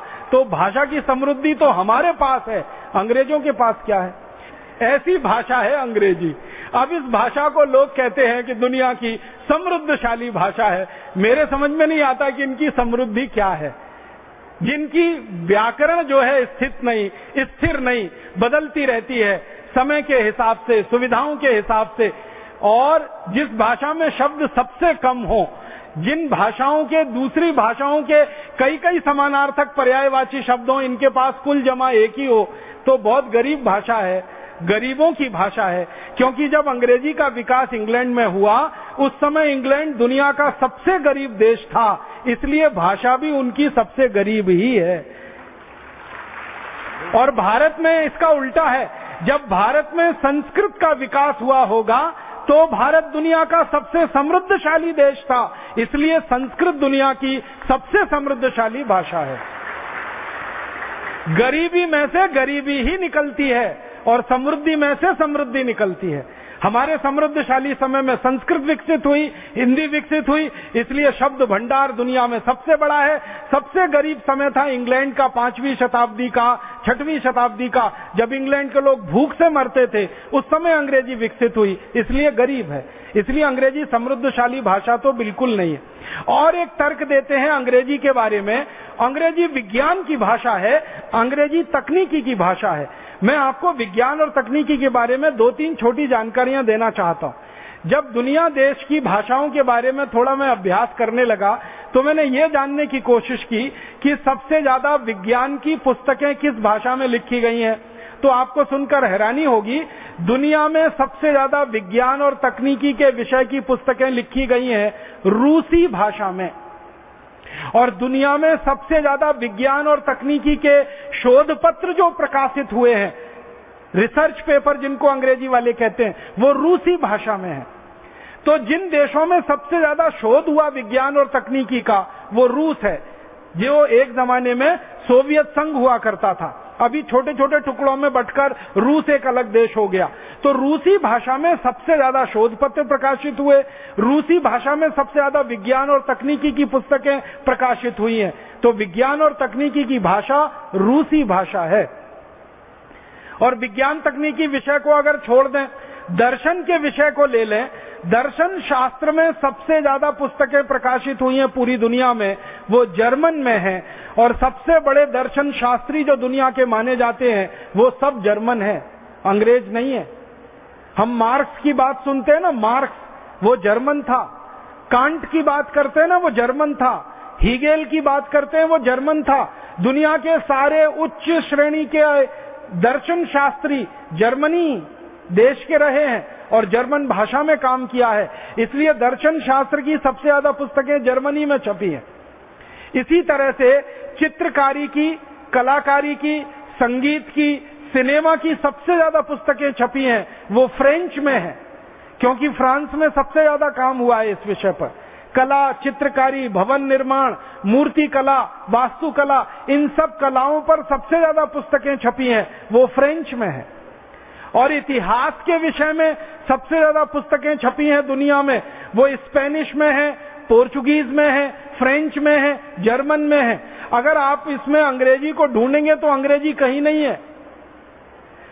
अगर एक शब्द में, एक वाक्य में मैं ये कहूं कि इतिहास में सबसे ज्यादा पुस्तकें अंग्रेजी भाषा को छोड़कर सभी भाषाओं में हैं, दर्शन शास्त्र में सबसे ज्यादा पुस्तकें अंग्रेजी भाषा को छोड़कर अन्य भाषाओं में है, जर्मन में तो सबसे ज्यादा है। विज्ञान और तकनीकी में सबसे ज्यादा पुस्तकें रूसी भाषा में है, अंग्रेजी में तो बहुत कम है, क्योंकि अंग्रेजी में विज्ञान और तकनीक का शोध सबसे कम हुआ है। लेकिन आप हैरान हो जाएंगे, आप ये कहेंगे कि हमको तो सारी दुनिया में ये बताया जाता है, ये वैज्ञानिक इंग्लैंड का, वो वैज्ञानिक इंग्लैंड का, ये तकनीशियन इंग्लैंड का, वो तकनीशियन इंग्लैंड का। मैं आपको एक बात कहना चाहता हूं जो बहुत खराब है, लेकिन वो सच्ची बात है। इंग्लैंड की भाषा अंग्रेजी में सबसे कम विज्ञान और तकनीकी पर शोध हुआ है, लेकिन दुनिया में जो कुछ अंग्रेजी में छपा है उनमें से आधे से ज्यादा चोरी का है, दूसरों ने शोध किया है, उसको अंग्रेजों ने अपना नाम लगा के छाप दिया है। कभी समय आया तो आपके सामने एक विषय पे बात करूंगा कि अंग्रेज वैज्ञानिकों ने भारत के वैज्ञानिकों की क्या क्या शोध चुराई है और कौन कौन सी तकनीकी अपने नाम से प्रकाशित कराई है। दुनिया में एक बहुत बड़ा झूठ पूरी दुनिया में चलाया जा रहा है। संकेत में कह रहा हूं कि हवाई जहाज का आविष्कार राइट ब्रदर्स ने किया। आपको सुनकर हैरानी होगी, राइट ब्रदर्स से लगभग 14-15 साल पहले हवाई जहाज का आविष्कार पूना में हुआ था, भारतीय वैज्ञानिकों ने किया था। इसी तरह से सारी दुनिया में एक झूठ फैलाया गया, बर्फ का आविष्कार अंग्रेज वैज्ञानिकों ने किया। एक तो बर्फ वो होती है जो प्रकृति से हमको मिलती है, बारिश जैसे गिरती है ना वैसे बर्फ गिरती है, उसकी बात नहीं कर रहा हूं। प्रयोगशाला में बर्फ बनाने का आविष्कार ये कहते हैं इंग्लैंड के वैज्ञानिकों ने किया 17वीं शताब्दी में। हमारे पास इस बात के प्रमाण है कि 10वीं शताब्दी में भारत में बर्फ निर्माण की फैक्ट्रियां चलती थी। इंग्लैंड में 17वीं शताब्दी में बर्फ का निर्माण का उन्होंने पहली बार शोध किया। यहां 10वीं शताब्दी में सन 1000 के आसपास बर्फ बनाने की सैकड़ों फैक्ट्रियां थी भारत में, जहां फैक्ट्री में बर्फ बनती थी। और बर्फ का आविष्कार तो उसके बहुत पहले का है। ऐसी दुनिया के सामने एक बहुत बड़ा झूठ प्रचारित कर रखा है। न्यूटन ने गुरुत्वाकर्षण के नियमों का आविष्कार किया। किसी भी क्रिया की बराबर और विपरीत प्रतिक्रिया होती है, वो आपने पढ़ा है ना बचपन में, न्यूटन के 3 सिद्धांत या न्यूटन के 3 नियम, क्रिया की बराबर और विपरीत दिशा में प्रतिक्रिया होती है। ये तो भारतीय वैज्ञानिक सब 9वीं 10वीं शताब्दी में बोलकर चले गए, किसी भी क्रिया की बराबर और विपरीत दिशा में प्रतिक्रिया होती है। हमारे यहां बहुत सारी शोधें बहुत पहले हो चुकी थी, अंग्रेजों ने उनको अपना नाम लगा लगा के सारी दुनिया में प्रचारित कर दिया। आपको मालूम है एक अंग्रेज के नाम से सारी दुनिया में कहा जाता है। टेलीफोन का आविष्कार ग्राहम बेल ने किया। टेलीफोन का आविष्कार भारतीय वैज्ञानिक प्रोफेसर जगदीश चंद्र बसु का है। वो अंग्रेज ग्राहम बेल अपने नाम से सारी दुनिया में छपा लिया उसको। यूरोप के और अंग्रेजों के नाम ये कहा जाता है कि पौधों में जीवन है, पौधे हंसते हैं, पौधे बोलते हैं, पौधे रोते हैं, पौधे मुस्कुराते हैं। ये सबसे पहली शोध अंग्रेजों के द्वारा दुनिया में आई। ये शोध तो भारतीय वैज्ञानिकों की है और अंग्रेजों से सैकड़ों साल पहले की है। तो अंग्रेजों ने विज्ञान और तकनीकी में कोई मूल शोध नहीं किया है।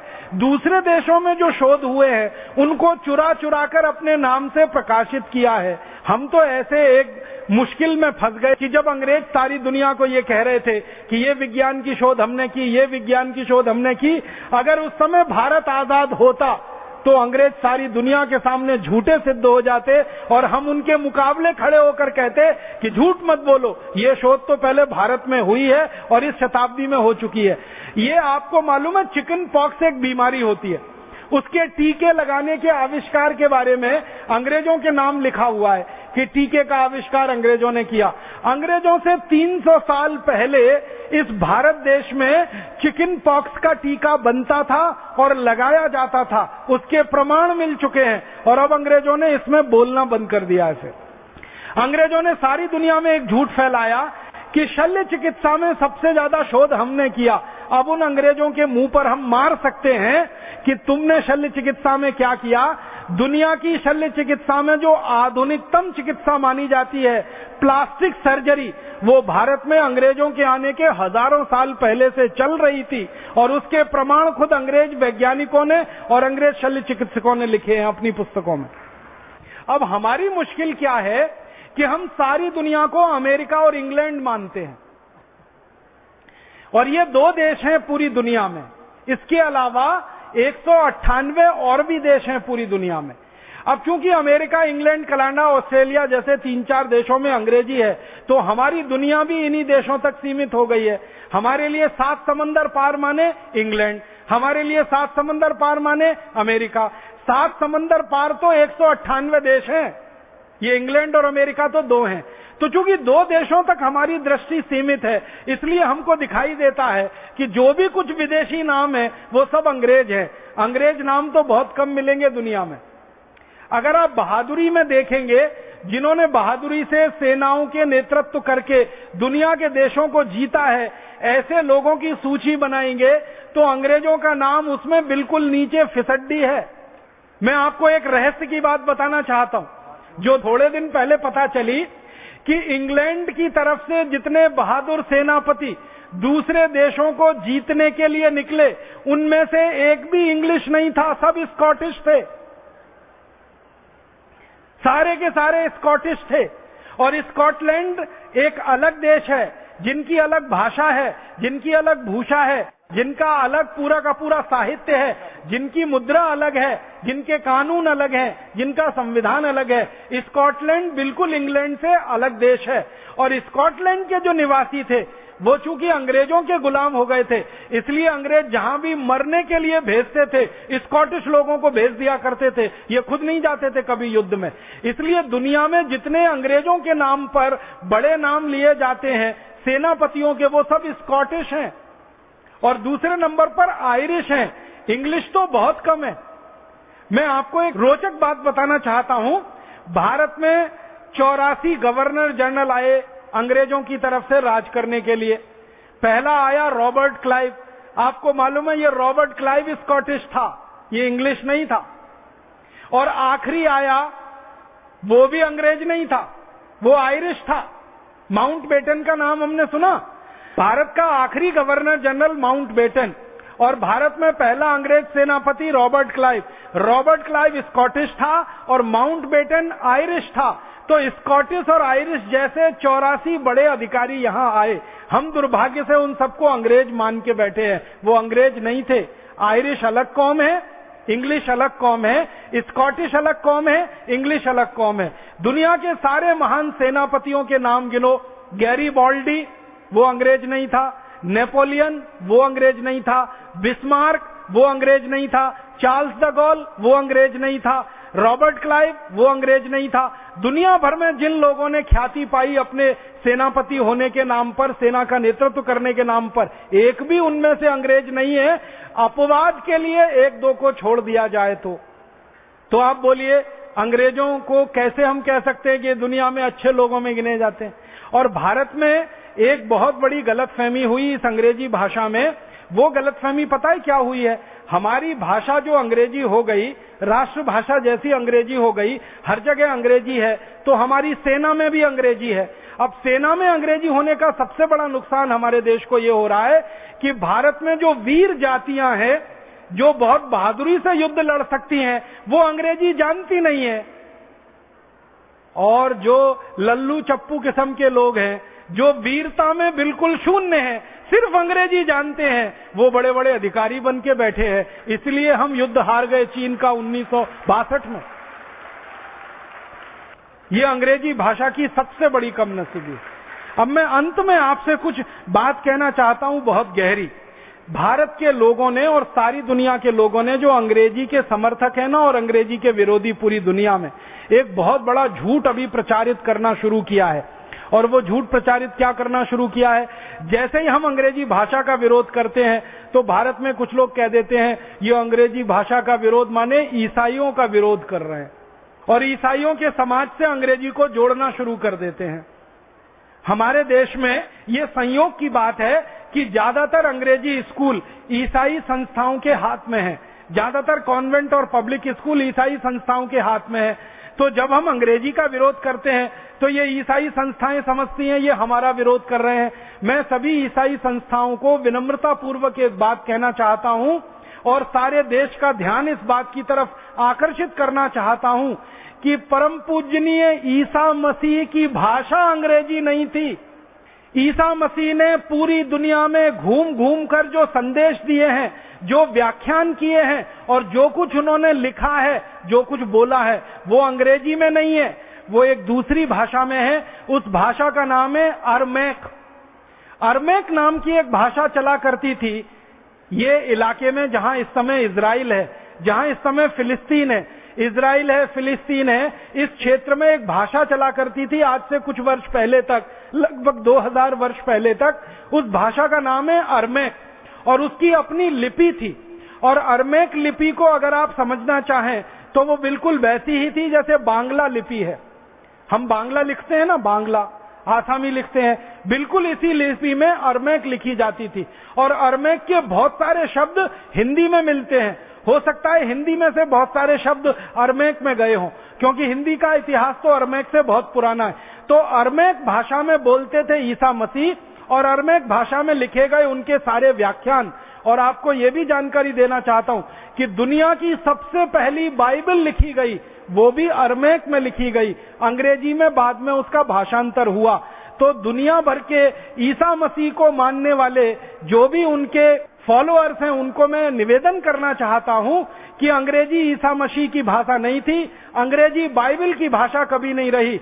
ईसा मसीह के सारे व्याख्यान अरमैक में हुए, सब कुछ उन्होंने साहित्य अरमैक में लिखा है। इसलिए वो अपने आप को इस बात से जोड़कर ना देखें कि अंग्रेजी भाषा का विरोध ईसाइयों का विरोध है, ये बिल्कुल नहीं है। मैं तो दूसरी बात कहना चाहता हूं कि जब अंग्रेजी विकसित हुई तो उसने अरमैक भाषा को खत्म कर दिया, नेस्तनाबूद कर दिया। अंग्रेजी भाषा ने दुनिया की सैकड़ों सैकड़ों छोटी भाषाओं को खत्म किया है, उसमें से अरमैक भाषा को खत्म किया गया, जिसमें मूल रूप से बाइबल लिखी गई सबसे पहले। और एक गहरी बात कहना चाहता हूं, दुनिया के सारे बड़े ग्रंथ जिन्होंने व्यवस्थाएं बदली हैं, जिन्होंने व्यवस्थाओं को नया बनाया है, जिन्होंने सारी दुनिया का इतिहास नया लिखा है, ऐसे सभी ग्रंथ अंग्रेजी भाषा में नहीं लिखे गए हैं। जैसे उदाहरण के लिए कुरान जो है ना, वो अंग्रेजी में नहीं है, बाइबल जो है वो अंग्रेजी में नहीं है। दुनिया में यहूदी धर्म है, उसकी एक पवित्र पुस्तक है जिसको जेंदावस्ता कहते हैं, वो हेब्रू में लिखी हुई है, वो अंग्रेजी में नहीं है, क्योंकि यहूदियों की मातृभाषा हेब्रू है, अंग्रेजी नहीं है। और इजराइल जो देश बना है वो हेब्रू मातृभाषा को अपनाकर नया देश बना है। तो कुरान अंग्रेजी में नहीं, जेंदावस्ता अंग्रेजी में नहीं, बाइबल अंग्रेजी में नहीं। और हम भारत के वेदों की बात करें तो कोई वेद अंग्रेजी में नहीं। ऋग्वेद है, अथर्ववेद है, यजुर्वेद है, सामवेद है, सब संस्कृत में है। उपनिषद सारे संस्कृत में है। माने जिन शास्त्रों ने, जिन ग्रंथों ने दुनिया को बदला है, दुनिया की व्यवस्थाओं को बदला है, क्रांतियां की हैं जिन शास्त्रों ने और ग्रंथों ने, एक भी ग्रंथ पूरी दुनिया में अंग्रेजी का नहीं लिखा हुआ है। आप सोचो कितनी गरीब भाषा है ये अंग्रेजी।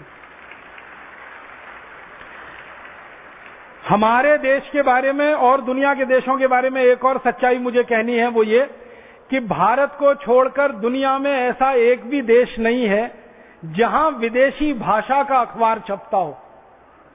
परम पूजनीय स्वामी जी एक बार अक्सर हमको कहते रहते हैं हर बार कि भारत छोड़कर दुनिया का ऐसा कोई देश नहीं है जो अपनी मातृभाषा में अपने बच्चों को नहीं पढ़ाता हो।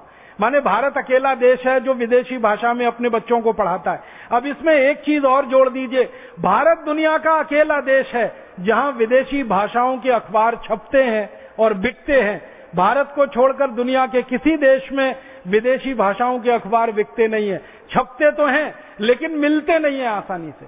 फ्रांस में जाएंगे, फ्रेंच के ही अखबार मिलेंगे, अंग्रेजी का अखबार ढूंढते हुए आप परेशान हो जाएंगे।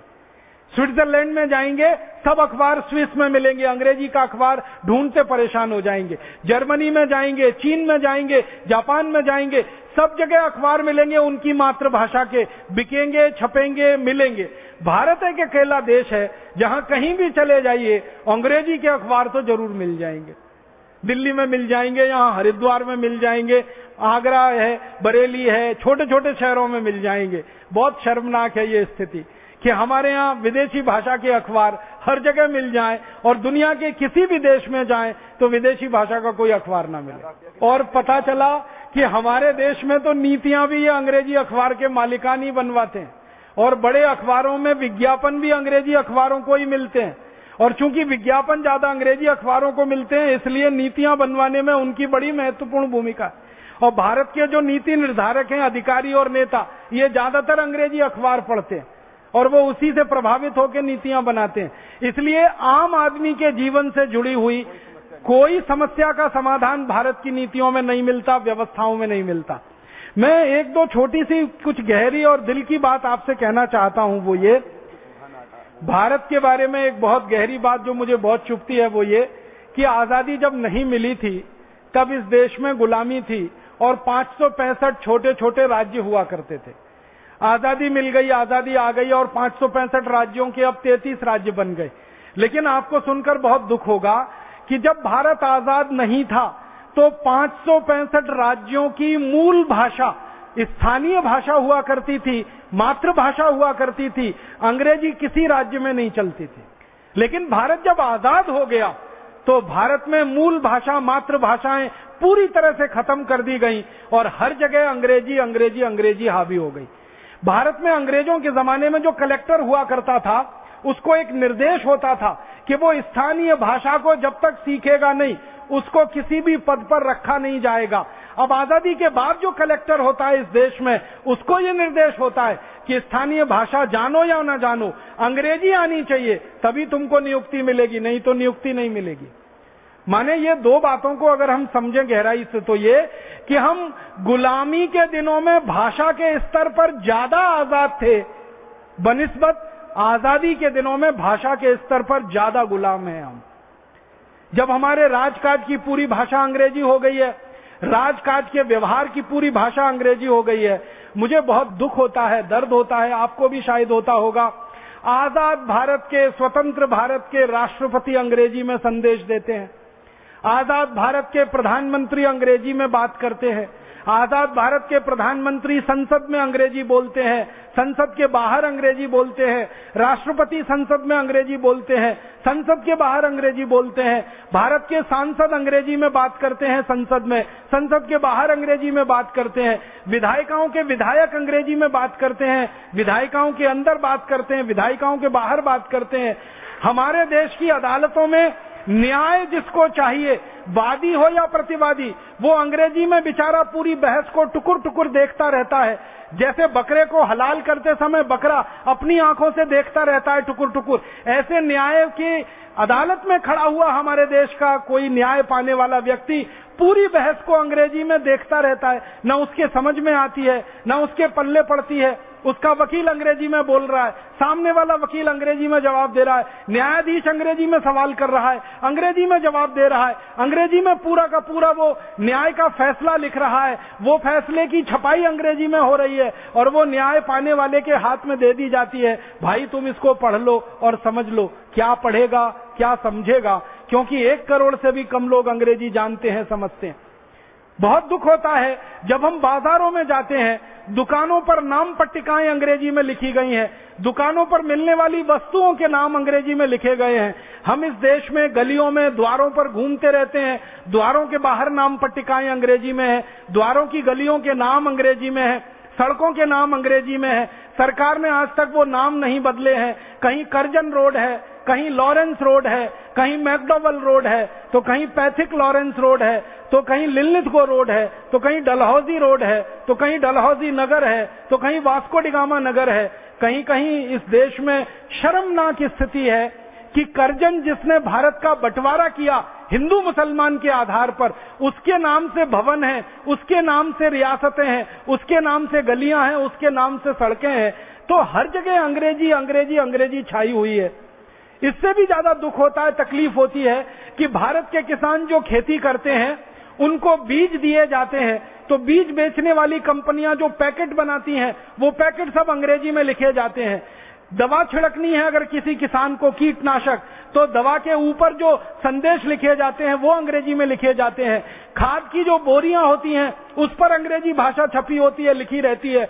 कोई किसान अंग्रेजी जानता नहीं है, कोई किसान अंग्रेजी समझता नहीं है, लेकिन उसको बेची जाने वाली कीटनाशक दवाएं, उसको बेचे जाने वाले बीज, उसको बेचे जाने वाला खाद, सब कुछ अंग्रेजी अंग्रेजी अंग्रेजी में होता है। उसका दुष्परिणाम क्या होता है? किसान को मालूम नहीं है कि अंग्रेजी में किसी दवा के लिए लिखा गया है कि इस दवा को थोड़ी ही मात्रा में लेना है। किसान कई बार ज्यादा मात्रा में लेता है, वो खुद मरता है, दूसरों को भी मारने का कारण बन जाता है।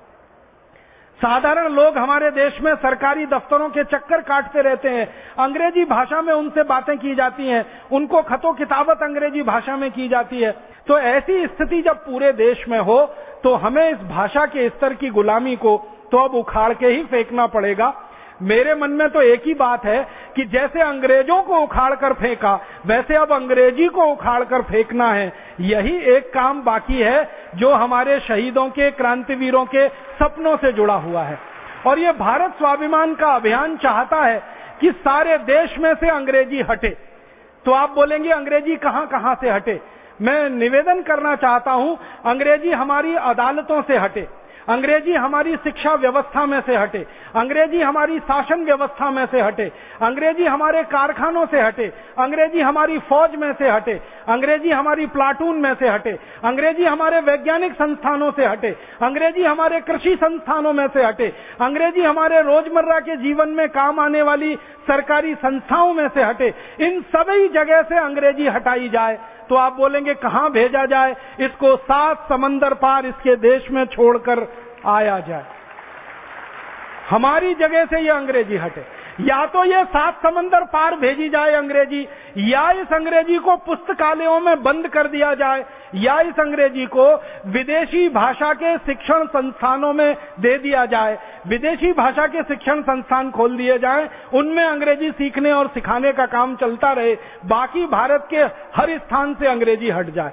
तो आप कहेंगे जी कुछ लोगों को अंग्रेजी सीखनी है, जिनको अंग्रेजी सीखनी है वो विदेशी भाषा के शिक्षण संस्थानों में दाखिला ले लेंगे, अंग्रेजी सीख लेंगे। आपने देखा है दिल्ली में बड़े बड़े होर्डिंग्स लगे हैं, बोर्ड लगे हैं, 60 दिन में अंग्रेजी बोलना सीखिए, कोई कहता 30 दिन में अंग्रेजी बोलना सीखिए। अभी यहां हरिद्वार में तो ऋषिकुल चौक पर होर्डिंग लगा है 15 दिन में अंग्रेजी बोलना सीखिए। जब हमारे यहाँ इतने महान महान लोग हैं जो 15 दिन में अंग्रेजी बोलना सिखा सकते हैं, तो 15 साल क्यों बर्बाद करना अंग्रेजी सीखने में? हम तो 15 दिन में सीख लेंगे। ऋषिकुल चौराहे पर बोर्ड लगा हुआ है, वहां जाके भर्ती हो जाएंगे, 15 दिन में कुछ टूटी फूटी अंग्रेजी सीख जाएंगे, और इतनी तो सीख जाएंगे कि अंग्रेजों से बात कर सके, उनको समझा सके, उनकी समझ सके। हमको अंग्रेजी भाषा 15-15 साल पढ़ने की क्या जरूरत है? पहली कक्षा से अंग्रेजी, दूसरी से अंग्रेजी, तीसरी से अंग्रेजी और अंतिम कक्षा तक अंग्रेजी, ये तो बहुत बड़ा अत्याचार है। और इस अत्याचार में नुकसान पता है क्या होता है? हम भाषा को सीखते सीखते सारा समय बर्बाद कर देते हैं, विषय हम सीख नहीं पाते।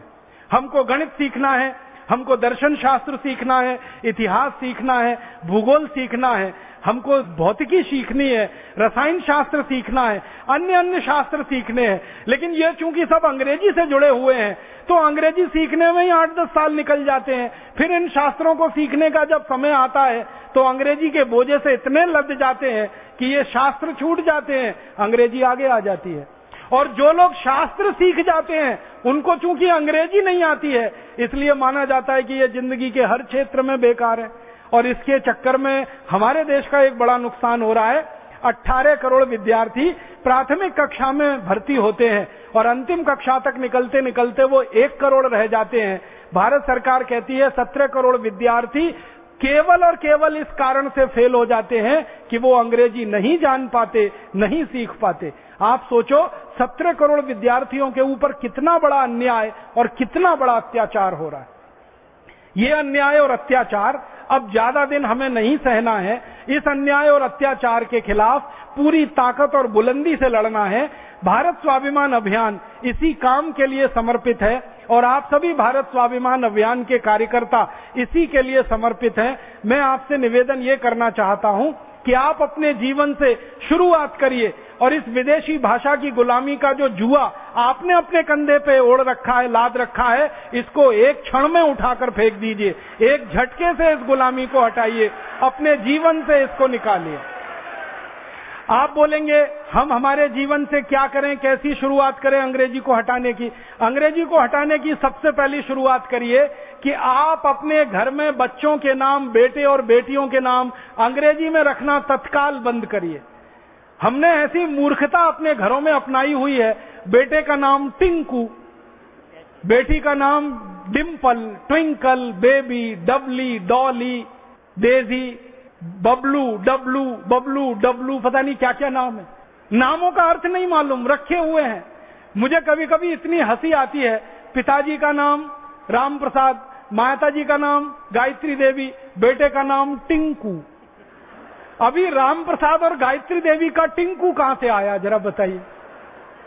और जिन महानुभावों ने अपने बेटों के नाम टिंकू रखे हुए हैं उनको हाथ जोड़कर निवेदन कर रहा हूं, आज और अभी ये नाम बदल दें, क्योंकि टिंकू का अंग्रेजी में अर्थ होता है आवारा लड़का। आपका सीधा साधा अच्छा खासा बेटा, आप उसको टिंकू बोल बोल के आवारा बनाना चाहते हैं? नाम बदलिए उसका। अपने पास बहुत सुंदर सुंदर संस्कृत में नाम है, हिंदी में नाम है, मराठी में, तमिल में, तेलुगु में, कन्नड़ में, सब भाषाओं में अच्छे नाम है। तो बच्चों के नाम तत्काल बदल दीजिए और उनको ये टिंकू, पिंकू, डिम्पल, ट्विंकल, बबली, डबली, डबलू इन नामों से बुलाना तुरंत बंद कर दीजिए। यहां से शुरू करिए। फिर दूसरा निवेदन आपसे है वो ये कि अंग्रेजी भाषा को अपने हस्ताक्षर से हटाइए। हम अक्सर पत्र लिखते हैं, हिंदी में लिखेंगे, गुजराती में लिखेंगे, तमिल तेलुगु में, हस्ताक्षर अंग्रेजी में कर देंगे। तुरंत बंद करिए। सभी भारत स्वाभिमान के कार्यकर्ता अपने हस्ताक्षर मातृभाषा में करें या राष्ट्रभाषा में करें, अंग्रेजी के हस्ताक्षर तत्काल बंद करें।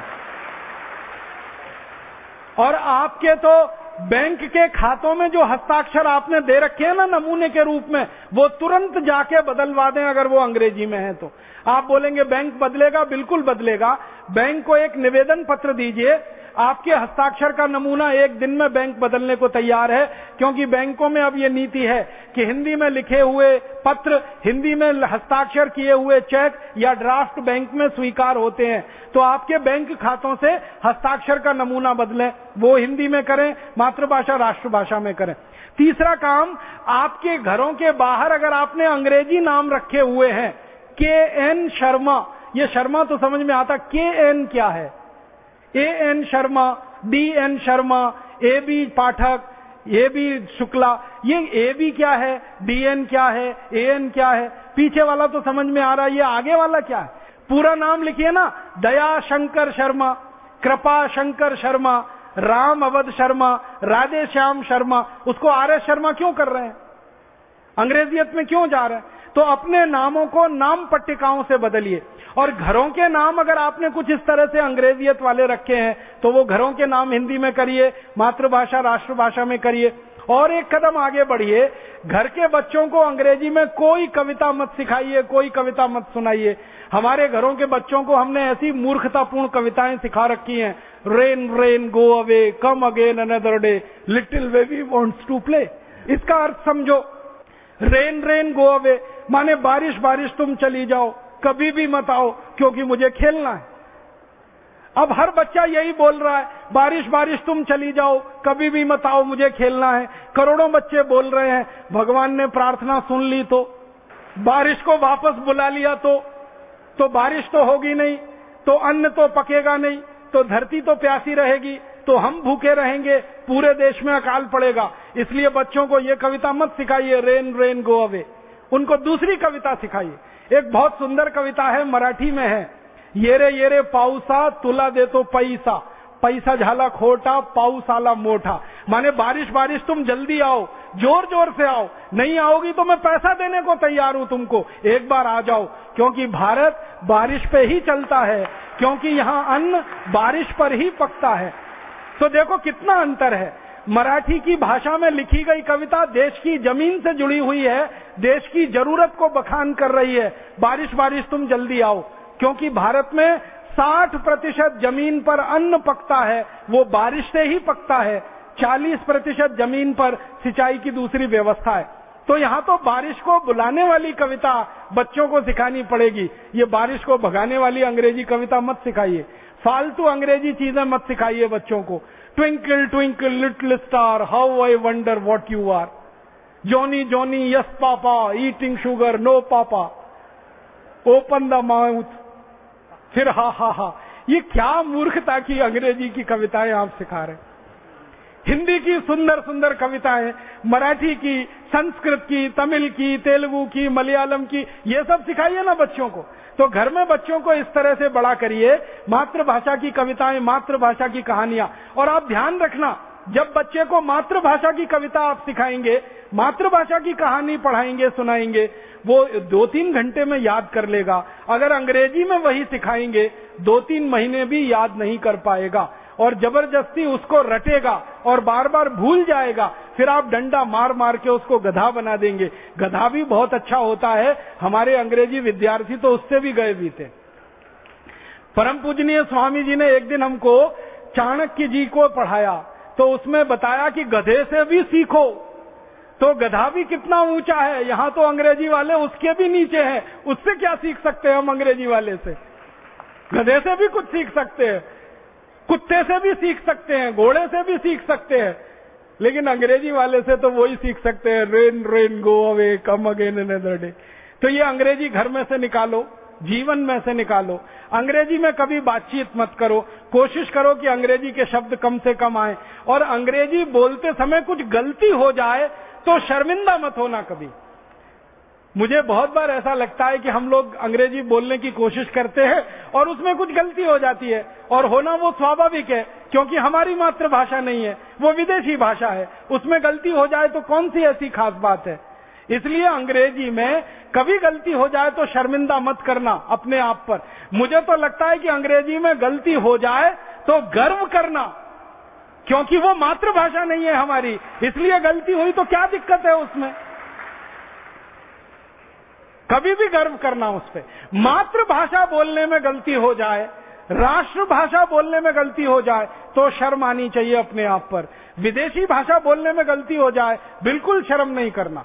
1967 में सरकार ने जो कानून बनाया, और जो कानून इतना खतरनाक है कि भारत का एक राज्य भी अगर मना कर दे तो हिंदी लागू नहीं हो सकती और अंग्रेजी हट नहीं सकती। इस कानून को जल्दी से जल्दी बदलवाना है और जरूरत पड़े तो संविधान के अनुच्छेद 343 में संशोधन कराना है, और इसके लिए भारत स्वाभिमान की ताकत को बढ़ाना है। जिस दिन हमारी ताकत भारत की राजनीतिक पार्टियों की ताकत से बड़ी हो जाएगी, भारत की सब राजनीतिक पार्टियों के पास कुल मिलाकर 4 करोड़ सदस्य हैं, जिस दिन भारत स्वाभिमान में कुल मिलाकर 5 करोड़ सदस्य हो जाएंगे, उस दिन ये कानून भी बदल जाएगा और संविधान में संशोधन भी हो जाएगा।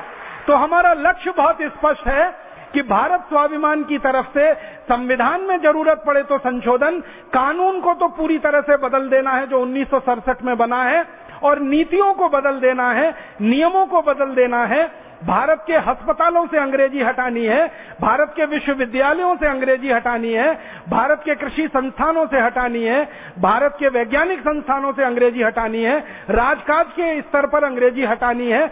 जहां जहां अंग्रेजी भाषा के रूप में उपयोग हो रही है उस सब जगह से अंग्रेजी को हटाना है, और इसके लिए हमारे पूरे भारत की 22 भाषाओं को बोलने वाले, जीने वाले और उसमें आचरण करने वाले लोगों की ताकत को खड़ा करना है, क्योंकि ये 22 भाषाओं के बोलने वाले नागरिकों की ताकत है जो अंग्रेजी को हटाएगी। ये 22 भाषाओं के बोलने वाले नागरिकों की हिम्मत है जो अंग्रेजी को भारत से भगाएगी, और ये 22 भाषाओं को बोलने वाले नागरिकों की हिम्मत है जिसके कारण से इस देश से अंग्रेजी को हम 7 समंदर पार वापस भेजेंगे। तो ये बोलकर मैं आप सभी को धन्यवाद देता हूं, आह्वान करता हूं, व्यक्तिगत जीवन से तुरंत अंग्रेजी को हटाइए, विदेशी भाषा की गुलामी को हटाइए। इस विदेशी भाषा की गुलामी ने बहुत लंबा समय हमारा ले लिया है, जिसके कारण हम पिछड़ गए हैं। अब ज्यादा हम पिछड़ना नहीं चाहते, तेजी से आगे बढ़ना चाहते हैं। 118 करोड़ भारतवासियों की भाषा, उनकी मातृभाषा, उसको स्थापित करना है, उनको सम्मान दिलाना है, जीवन में उनको अपनाना है, हर स्तर पर उनको स्थापित कराना है। इसी के लिए सारा संघर्ष है और इसी के लिए सारा प्रयास है।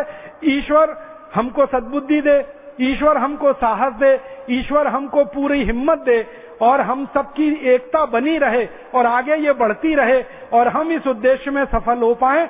भारत स्वाभिमान का अभियान सारे देश में और दुनिया में ऐसा आदर्श स्थापित करे कि जिन शहीदों के सपनों को 1947 में पूरा नहीं किया गया, उन शहीदों के सपनों को 2014 में हम जरूर पूरा करके दिखाएं। इस भावना के साथ आपका आभार, बहुत धन्यवाद।